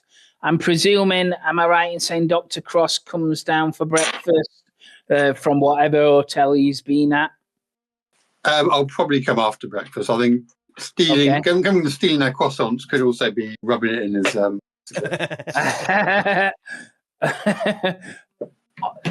Especially in the depression. Some of the crew at breakfast will be kind of like talking about stuff that they heard last night, saying that they heard on the great staff this morning about Starkweather's outburst. And they might even ask you, a couple of you, like, what happened? Did anybody hear anything? Or if anybody asks me, I'm just going to shrug. All right, okay. Yeah, probably Sykes more than anybody. I'll say, anybody hear anything? I mean, yeah. Mr. Starkweather, he seemed he didn't seem too happy. He said that he was being strong-armed into taking Dr. Cross back on the expedition. I don't know. It all seemed... Ooh. That's tasty. Yeah. Right. Yeah, it was, a bit of drama. Cross, you're saying? What a Yeah. dark horse he is, then. I wouldn't have thought he was anybody special. I don't know. I'd love to know why he was even taken off in the first place. But Yeah, well, I guess you can ask him. yeah, I Just get hope Ross that walks up behind whatever's him. going on in the background doesn't work against us down the road. Yeah. Yeah. Oh, there's a lot of miles Obviously- between Antarctica. all that talk kind of hushes up when Starkweather comes in and Moore comes in. They're a lot more subdued this morning, but they'll eat virtually in silence and probably pick a table away from you guys. But they'll be like, Oh no, you've been smeared by association. as breakfast comes to a close, they'll draw everybody into the briefing room again. Cross will be turn up eventually, I dare say, ready for the briefing. They will kind of act like nothing's wrong. They'll say, right, okay, come on in. Part of the briefing. Come and take a seat, everybody. Sit down. We'll get underway. Okay. Everybody sits down. Starkweather goes to the edge of the table again. Says, right, okay, so today we have Dr. Cross back with us. We have rethought our position. He's more than welcome to be on this expedition. We will help him extend every gratuity to him, make sure that he has what he needs, and we will continue regardless. There's still lots of work to do, so today will be pretty much as busy as yesterday. But those eagle-eyed of you will have some big news to share. Captain Douglas has signed on with us. And Moore kind of stands up. He says, yes, this is a good thing. He's got a lot of knowledge of the area. He's a great captain. We'll have a good voyage with him at the helm. And we think it's a positive experience.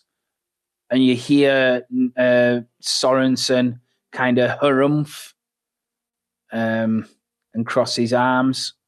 And Starkweather will call him out on it. He says, "What was that, Mr. Sorensen? We'll have no ill feeling, and we'll have no secrets from each other. What's the problem?" He says, "You ask me for a problem. It is simply that I think it's a bad call that Captain Douglas is on with us." And Starkweather looks a little bit surprised, taken aback. So why? What have you got against Captain Douglas? Says, shrugs, says nothing. It's what he represents. What do you mean? Says, look at the expedition. Look at what happened. You inviting Captain Douglas again. This is a bad decision. Captain Douglas is a cursed man. It is nothing but bad luck to invite the same captain on this voyage. This is my opinion. You want the truth? That is the truth.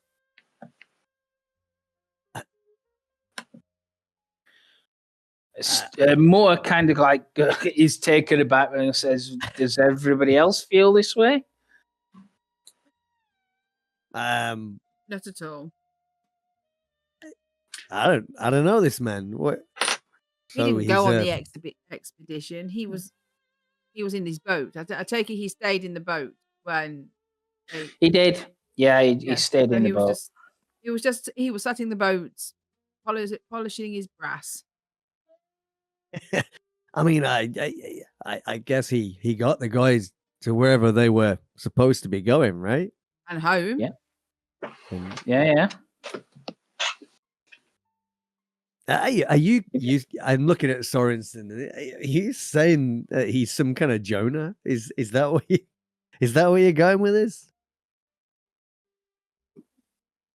He shrugs and says, "That is my feelings. Yes, I feel he is an ill omen. An ill omen." And Starkweather will just guffaw at it and says, "Yeah, you're too superstitious, Sorensen. There is nothing wrong with this man. He's one of the best people, and if we listen to superstition, then nothing will get done. We will never set foot out of our little homes in our safe land. This is an adventure. I thought you knew that." At that point, the door opens. Not a knock and an open on the door, and there is a guy that looks practically identical to him that comes in. Sorensen. Yeah. Go. I'll show you him. This is what he looks like. Comes in and he's Norwegian in voice. He says, "Yes, I sorry for interrupting, but there is an emergency. We've got a problem. The dog cages have been shipped and they're 2 inches too wide to fit between the struts. We're gonna have to fix them. Probably reorder all of them if we can't." And Sorensen on the table just shrugs and holds his hand up and says, "See, bad luck." So This sounds like a due diligence issue. they say, "Right, let's get to it. Let's not panic. Let's get to it." So obviously the Sorensens are going to try and sort that out. Says we'll try and sort it. Gives you another set of tasks. So on this day, Did you say Sorensen? Are they related in some way? Yeah, I guess they're brothers or something, are they? Oh, that's interesting. Okay. yeah, they are brothers. So more dishes out of tasks. So he will give you first of all to deal with is another manifest. Okay, and on this one, you'll never All get the this. P's have been turned into Q's. Yes, yeah. You will never in a million years get this one by looking at it, even if you looked at the proper thing. So what you need to do is on this one, you can either make a library use check or an electronics check to figure it An out. electronics check. Yeah. Oh God, it'd be library. 300-watt generators, that's not big enough.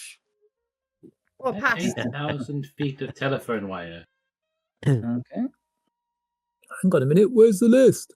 It's the only thing electric I can think of. Click. Some foundry. Oh, there it is. I had to refresh. Oh, 2 yes, Ford that's snow good. tractors. There you go. We don't need the dogs. Capacity 250 hundredweight. An 80-pound 300-watt generator, gasoline powered. That seems pretty light. 300-watt generator, gasoline powered on why they bought it. skids. Maybe it's some Heavy fuel. Maybe that's the weight when it's empty. Yeah. Okay. They're good enough roles. They're good enough roles. So you look down the list. I mean, if you want to do it for in terms of like ticking your skill, you can certainly do it. So you look down the list. After scrutiny and cross-referencing it, you find that there are some windmill generators that are not present in the, obviously checking the boxes and stuff like that. So you're not just here. You go down to the docks and things like that. They're on the list, but they're not in the warehouse. They've not been shipped, it turns out, after a few phone calls, because the $370 payment for them was never received. Oh. And it wasn't received because it hasn't been cleared from the account. So you spend a significant portion of the day sorting that out. You've also found that the radios are present that you need, but they've not got an amplifier tube because it has to be purchased separately. So you figure all that out through the course of the day. In addition to that, what you can do, there's various skills you can do to help with the expedition. And I will see if it'll put it in the chat. If not, I can read it out. If I do that, so where like the square thing is, that's like the bullet point. So those are the kind of skills you can try one skill. Okay. And obviously if you roll under it, the skill gets ticked. So they're the kind of things. So you're helping, calm the dogs down. You're helping sort out the kennels, just like Sorensen said. You're ensuring the budget's stuck to. You're documenting the expedition. You're, studying the maps. That's what I'll be studying the doing. weather. Okay. So make the appropriate skill check based on those things. Okay. Yeah. Looking at the maps, but funny. Look for certain things. Oh, look at that. That extreme. Oh yeah. That is perfect. So yeah, that will be ticked, which is good. So again, it might be a good chance to like try a skill that you're maybe not so skilled in, just on the off chance that you do it. Yeah, I was thinking that. Late now though. No, I'm gonna go for it. Boop. Nope, that pretty much went exactly as I thought it would.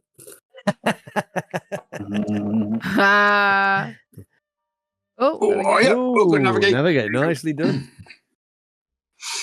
Dr. Jones. Nice. Studying the map. You're studying the maps. Just Perfect. grazed it in there. Perfect. I'll approach the Sorensens and see if I can assist with the cages. Wonderful. You say that. So that's mechanical repair. Yeah. Great. No, you're not gonna... Okay. Okay.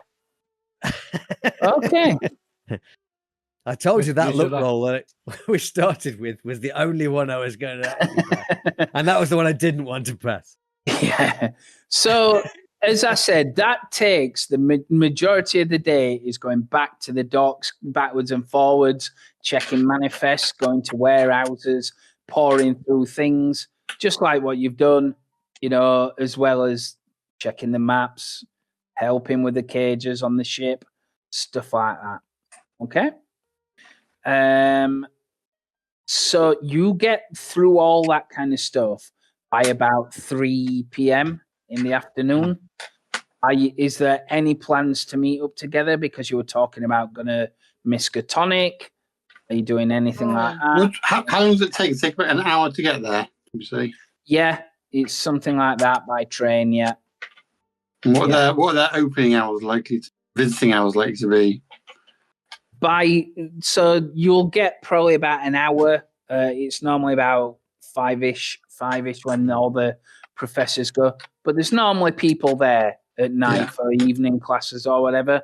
It's just hit or miss. I think we were talking about going to the sanitarium though, where Danforth was. Needless to say, that's the people are there all the time. Yeah. But whether you get in or not, yeah. I mean, Dr. Cross is a doctor. I'm a medical doctor. I'm certifiable. Certified. Okay. Give I will. me. I will ring them first, though. I'm just going to turn up on spec. I will Yeah, ring the yeah. sanatorium. No, Okay. Yeah. So, which sanatorium are you ringing? The Well, the Arkham Danforth, one. is it? The Arkham Asylum for Asylum. the Ring criminally Arkham Asylum, insane, yeah. obviously. Ring Arkham Can I Asylum. speak to the Joker, please? Yeah, yeah. Ring Arkham Sanatorium. Yeah. Okay, you get put through. There's a lady comes on, says, "Yes, how can I help you?" Hi, this is Dr. Benjamin Cross. Okay. Some colleagues and I are embarking on an exercise, and we think one of your patients might have some information which would be incredibly advantageous to us on the expedition we're taking part on. All right. Mr. Okay. Mr. Danforth. Mr. Danforth. I'm sorry, we don't have a Mr. Danforth.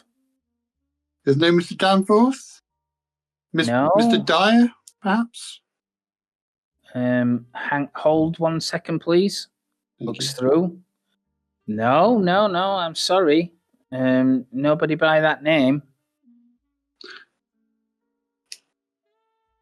Do we actually know which sanatorium is in?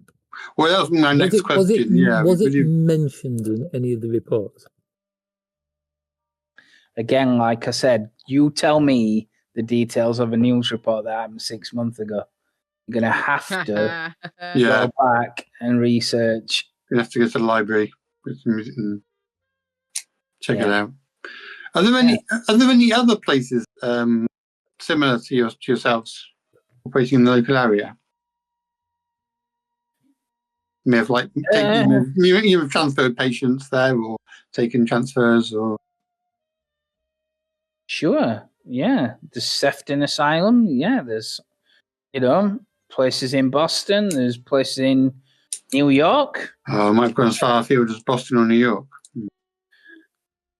Sure, but he was a local. I guess he could have come from anywhere, couldn't he? Okay, no, that's fine. Thank you for your time. Thank you. Sorry, I couldn't be of any further help. Yeah, sorry. No, thank you. Well, okay, thank you. Well, what a good job we didn't waste our time traveling there. Yeah, he's not there. Okay. So I think we have to go to the library instead, and use that particular place. Okay. What would Doris's arrangements be for a lunch and that as you're kind of sorting all this stuff? Do you eat together? Do you nip out for a sandwich from the delis? I think I'd go to the soup kitchens or. No, I'm going to nip out for a sandwich at the cafe and have a nice sort of. I need to get out of this hotel. Have a walk. The press aren't there still, are they?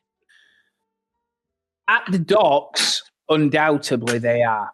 They're not so much at the hotel anymore because they've had the bums rush more than once. Nothing exciting's happening. They're waiting.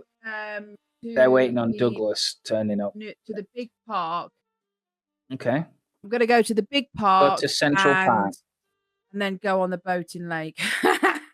Wonderful. Okay. She just wanted to get on a boat. I was going to get my boat in. You sit on the bench to eat your sandwich as you're kind of like having 5 minutes on that thing. Yeah. As you do, there is the guy that you saw last time comes and sits by you. He comes up and he says, "Guten Abend. Is there anyone sat here? Can I perhaps take this seat?" No. Feel free. It's a public place. Danke, danke. You having a good day? Yes, it's a lovely day. I'm just having a break, enjoying the fresh air. It is truly wonderful, Central Park, in the summertime, to see the children playing on the lake and the ducks and all this kind of thing. There is not much like this where I come from. No, it Where is is it you come truly from? magnificent. Where do I come from? Mm. I think it's French. He smiles a little bit. Says, "Well, it is far from here. Across the sea. I come from Europe, but I can see you are Europe too. You are British, yeah? I am. So we are both far from home. Indeed. But I will get to go back soon, to my fatherland, which is much welcome to me. But while I am here, I have a little business to attend to. I believe, am I right in saying you are part of the expedition that may leave here soon?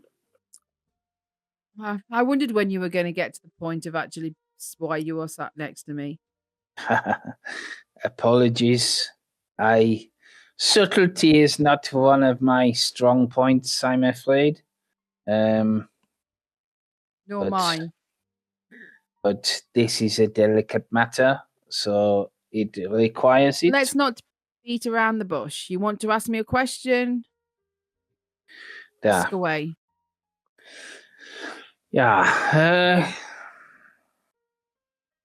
I am here to, shall we say, beg for something.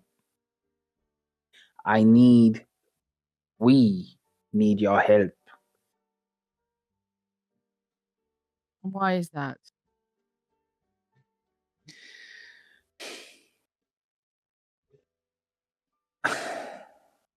Why? Okay. There are people in my organization that are, shall we say, arrogant, closed-minded. They want to run before they can walk. I am here to make sure that people's lives are not unnecessarily put in danger. I Okay, let me know- just stop you there before we go any further. Your organization is who? There's a very cryptid message there. So your organization, they're arrogant, they're closed-minded. In what respect? Says I represent the Basmeier Falcon expedition that is leaving from Germany. The what? The The what? Basmeier Falcon. It's the Expedition. German expedition that's heading out to the Antarctic. The German expedition. That's right. We are heading to Antarctica, but we are nowhere near where you will be landing. Our interests are not the same. But the people there, they are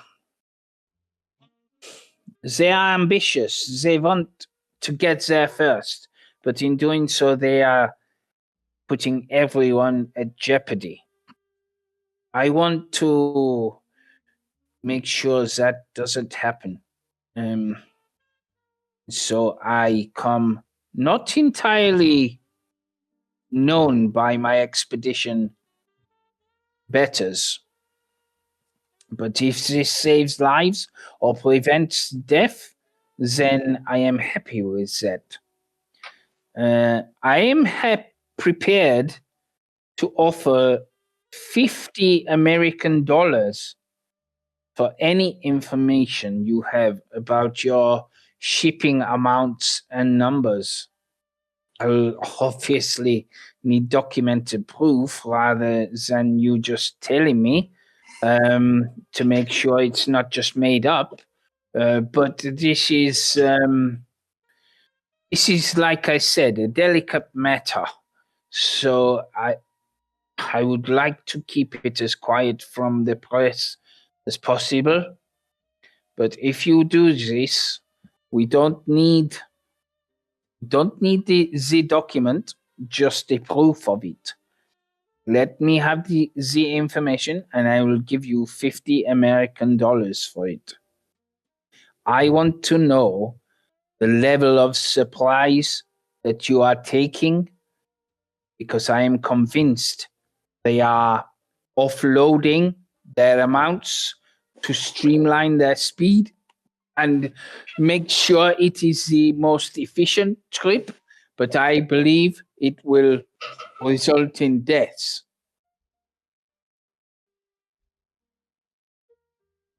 Please. And what is the purpose of your expedition? And do you know what our purpose is?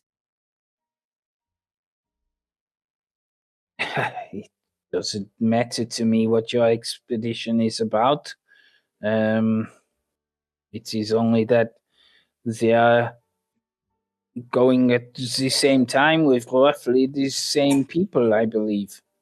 If it doesn't matter what our expedition is and what yours is, then why do they have to get there first? Why are they in a race if we're there for different reasons? And do they know what reasons we're there for? Did I ask any more questions in one sentence there? National pride, Fraulein. You understand?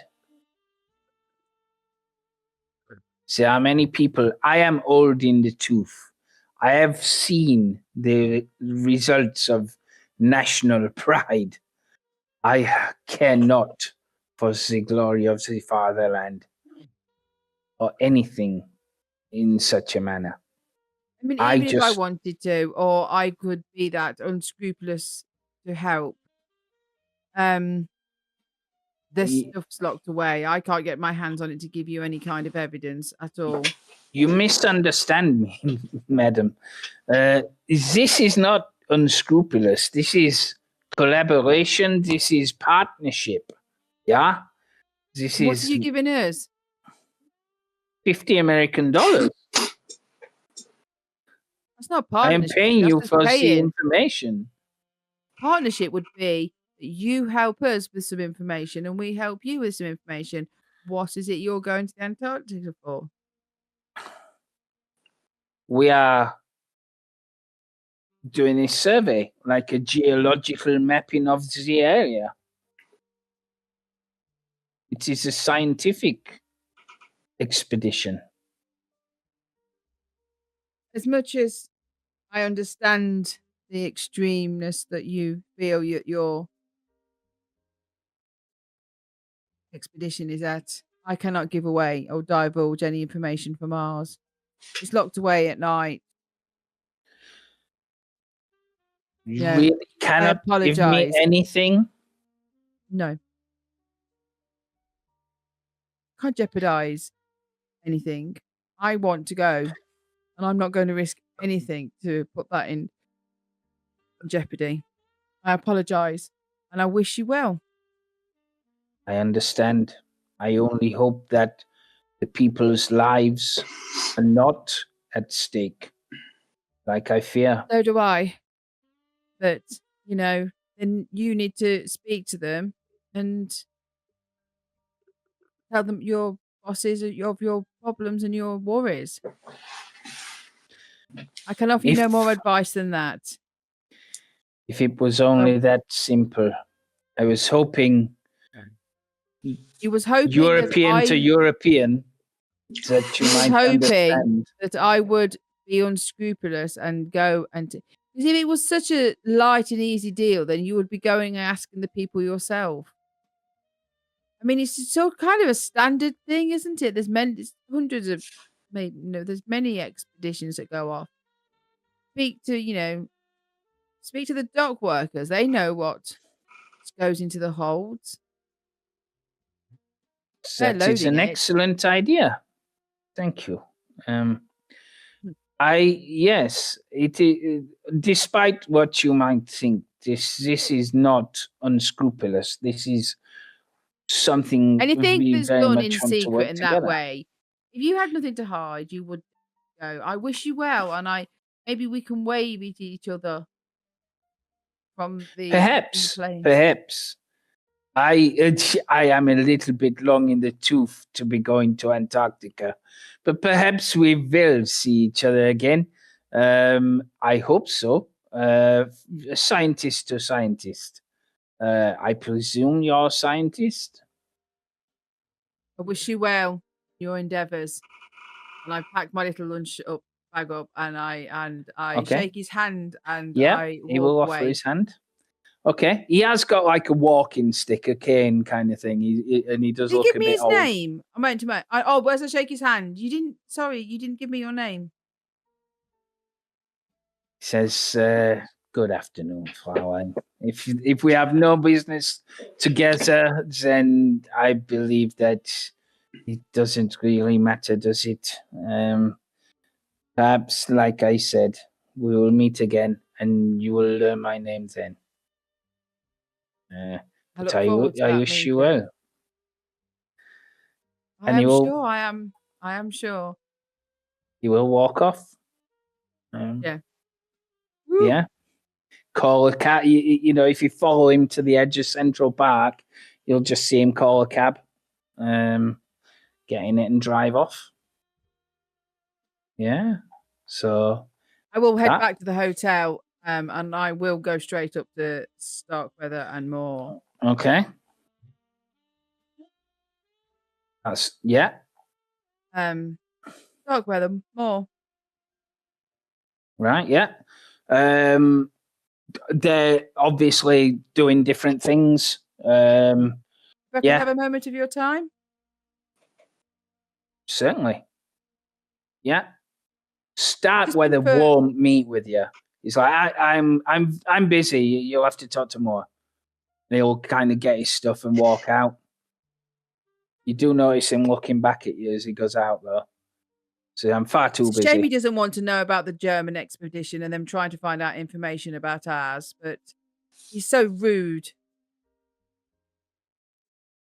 It's not Well, loud enough for him to hear as he's walking out the door. he doesn't react to it. More, he'll just kind of like open his hands and he says, "What do you mean, German expedition? Exactly The that. Balsmeyer Falcon?" I've just been for my lunch and get some fresh air and get away from this oppressive attitude situation that Starkweather gives. There you go. Anyway, this gentleman, an older gentleman, I've seen him before in the cafe. Told me the other day. Tried to bribe me. Cheek of it. Bribe you? Yes. And a measly $50. If you're going to bribe me, then bribe me with something significant. But the insult of $50 was just laughable. But And how do you know he was Balsmeyer Falcon? because he told me he was on it was to do with the German expedition. He told me he wants me to find out information about. I think what he wanted now it was facts and It's figures. important. Yes, if you you know, I would really like you to tell me. I'm telling you now. Facts and figures. What Yeah. facts and figures? The supplies and things like that. He tried to make sure he didn't give me his name. He knew I was involved. To be fair though, he never mentioned my name, so maybe he doesn't actually know that much.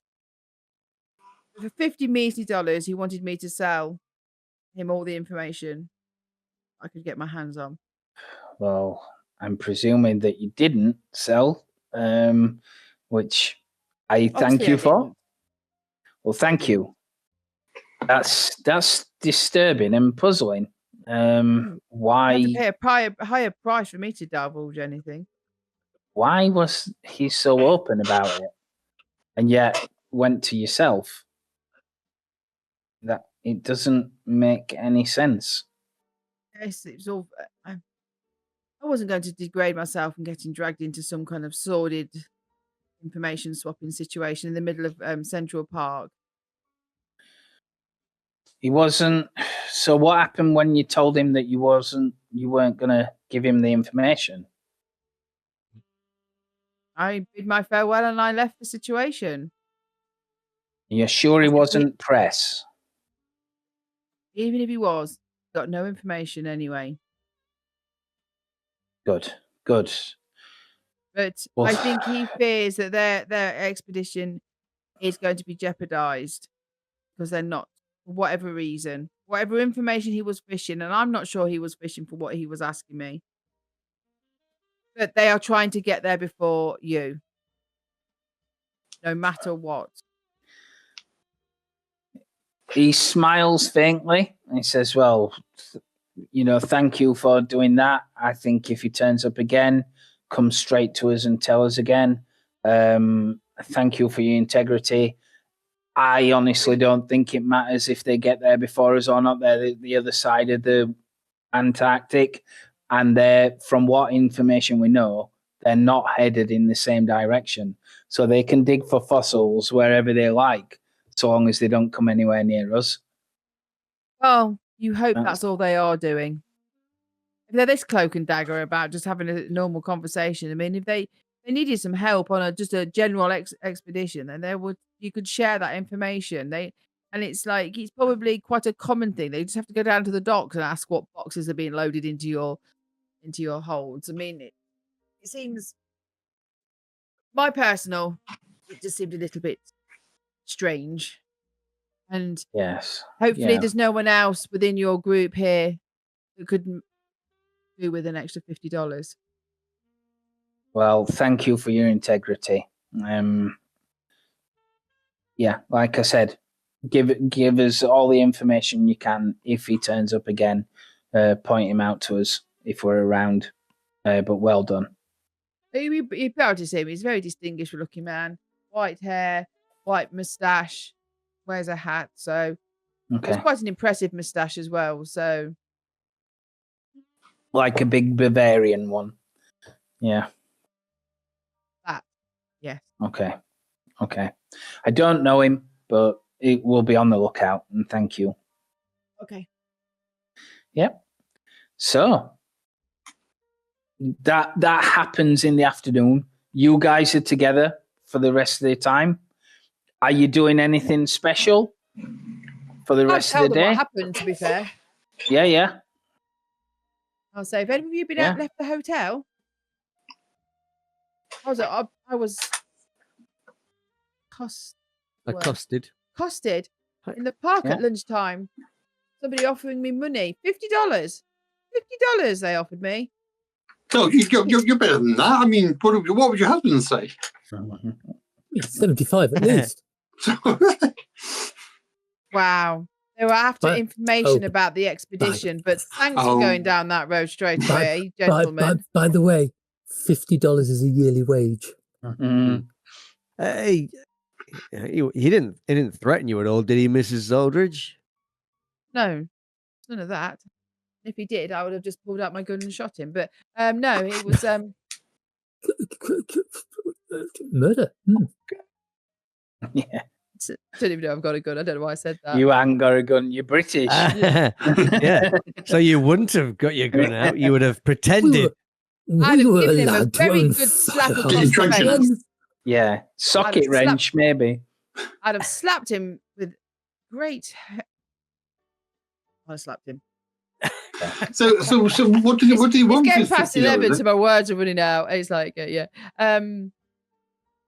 wanted information about us our supplies. Apparently he's from the German expedition, and they are arrogant and rude and close-minded for some reason, and they're trying to beat us there, and they're cutting corners and things.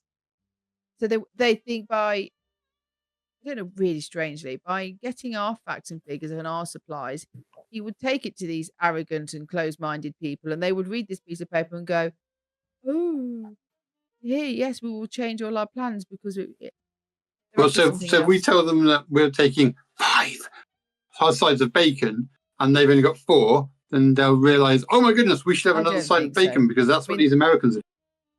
This is what my issue is. I don't think they were actually after that. They're after something else, something in our lists. Maybe we should go through them again because there's something in our list that they want to know. They said they're going for a completely different reason to us, and it doesn't really matter, and blah blah blah blah blah, and not even going to the same place, but they need to know what's in our hold of our ship. We went through the manifests, and I didn't see anything. It was just food. So I mean, why would they need to know about food? And maybe we should have another look. Well, we get like one set a day, aren't we? So food was only on the first manifest. It was, yes. Yeah, it was radios and electrical stuff today. Yeah. They wanted proof. They didn't really want me to just tell them 5 boxes of I mean, if you want your $50, why don't you just give them the food one? Give them a copy of the food one. That's not going to cost anything. I dismissed the If gentleman. you find anything wrong with it, let us know. Fair enough. It was Please let us know. Yeah, can you have a look at this for us and tell us what's dodgy? It was the gentleman we saw in the cafe, if you recall. The gentleman with the expressive moustache with a moustache. hat. The old guy? Yes, it was him. Okay. So be wary. Yeah. Maybe tomorrow one of you could go out to the park. Yeah, maybe just like accosting random people to just follow them out the hotel to the park. I was just sitting there. He came and sat with me, so he must be watching us. Maybe go to an outside bar this evening. I won't be. I should be doing my work and having a good sleep for my 8 hours. I'd love it if it just turns out that the only person they have a proposition is Angie's character. Like we could be bought. Well, apparently I'm back in the hotel tonight. So yeah. Oh, how wonderful! Yeah, they will tell you that. Yeah, sort you in your room. I'm going to go get the evening meal. Is anybody joining me? Mm-hmm. Okay. Presumably, then, unless you're doing anything specific, the rest of the day will go normally. Do the general stuff. Did I just speed the day up? I don't know why I said that. I thought it was it. Well, like I said, if you're doing anything majorly out of the ordinary, fine. Otherwise, general stuff, average day. As you're going back to your rooms, and I put it on, George, as you get to your room, you notice the door is slightly ajar. Ooh. Yeah. Really? Put it. No, let's have that. Let's have that one. Right. Sensible question first. Is the light on? The light is not on. This is about, 9 p.m.? Yeah. This is about 9 p.m. In fact, I think I can turn it dark. So you can see. Turns out Cross snuck off for an opiate binge and he crashed into the wrong bedroom. Great advert from the Premier Inn. And the station. When you've been burgled. Yes. So, like I said, the door is slightly ajar. What do you do? Everybody's, maybe People have Yeah, gone we're heading up to my different room. times. Yeah, different times. I'll put your lights on. Yeah. I guess it depends whether George draws attention to the fact that his door is open as we're passing. Yeah. I'll let you do that if you wish to. Who's been sleeping in my bed? Mm-hmm. I don't know. First thing, right. Am I sure I shut it behind me? Oh, yeah. No. Right. Yeah. In this thing, there'd be like keys, actual keys. I was going to say, does it look like it's been jimmied? Have you got locksmith as a skill? No, but I can see the door John's been levered into. Yeah. So again, make a spot hidden then, kind of thing.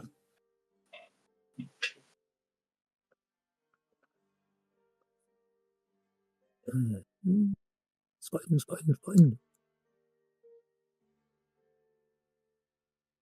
It's It's somewhere. saying. There it is.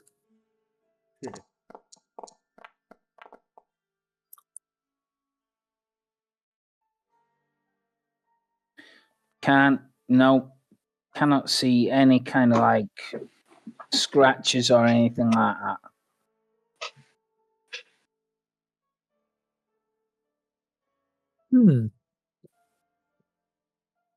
No, in that case, I'm going to slowly push the door open. Okay. It opens very quick. No, it don't. It opens slowly. Yeah. There are items of clothing strewn on the floor. Your bags. That's normal. Your bags are thrown about. I'm a bloke in a. Yeah, I'm a bloke in a hotel room. Yeah, completely in disarray. I wonder what they wind were. up the burglar enough that they cleaned up. The big thing you notice is I wonder what they were looking for. I say, reaching down and feeling for the thing I've got tucked in my sock. You haven't got it tucked in your sock. It's way I too totally big. have got it tucked in my socks. If it's what I'm thinking, it's too big for that. It's like a. This is the first time size has been discussed. Well, I thought it was about the size of a pencil.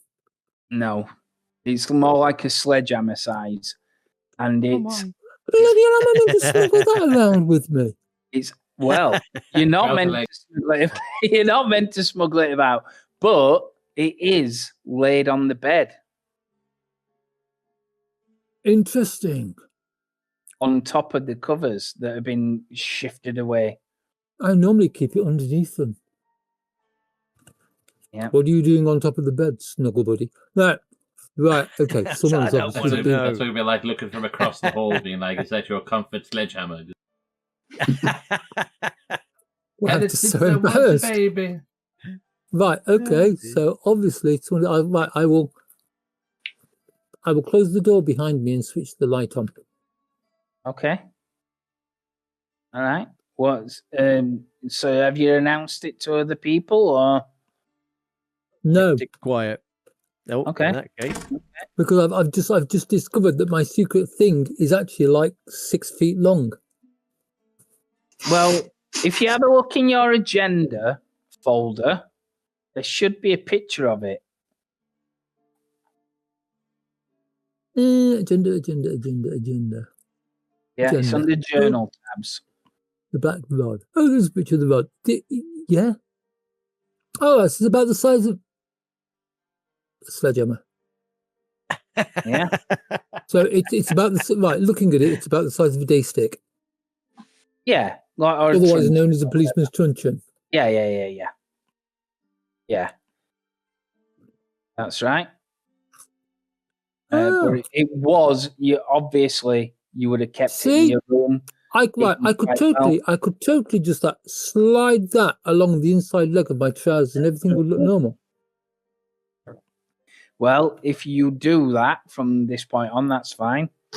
But you would look, how are you gonna How are you going to keep it there? How are you going to not walk funny? Like John Cleese. I may walk funny, but I definitely get some blushes from the ladies. Yeah, you would. Yeah. You're a mountaineer, aren't you? Wouldn't you? But you could have it in one of your. I think the smartest thing to do then would be to wrap it, put it in a case or a bag, and store it in the hotel safe. Okay. So I was planning to take it to the museum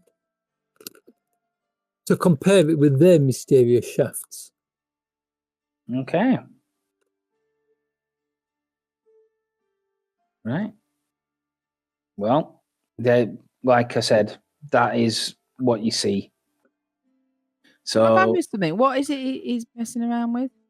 We don't know. All right. you don't know. I wasn't sure I'd You missed don't know. something. Right. With all this Now conversation the doors about are a 6 closed. foot thing we In don't the know. messy waste of my room, Mhm. I'm handling my shaft. You need to know nothing more. And ironically, the advert that came up on Twitch was some Calvin Klein underpants with some gentleman's groin. Indeed. Was it a one hand? Like that. and as the night closes on September the 3rd, we'll leave with the image. That thought. We'll Why leave do we with have that to leave image. with that Playing with thought? his shaft. Probably, yeah. Leave with Oh George my playing with his goodness. shaft. But, Brilliant. obviously, Nice. as you put things back together, the final thing is that you realise nothing has been taken. Not one thing is missing. Right. Interesting. I keep the mysterious artifact close to me that night. Right. That's fine. That's fine. Before I go to bed, I check the windows. I make sure the doors are locked. I put the chair up against the door of the room, Yeah. Ooh. and I am going to sleep on top of the bed, fully clothed, with anything that I could possibly use as a weapon close at hand. Nice. Nice. Mm-hmm. Okay. Right. So we will leave it there. That's Nice. another episode in the history books. Yeah.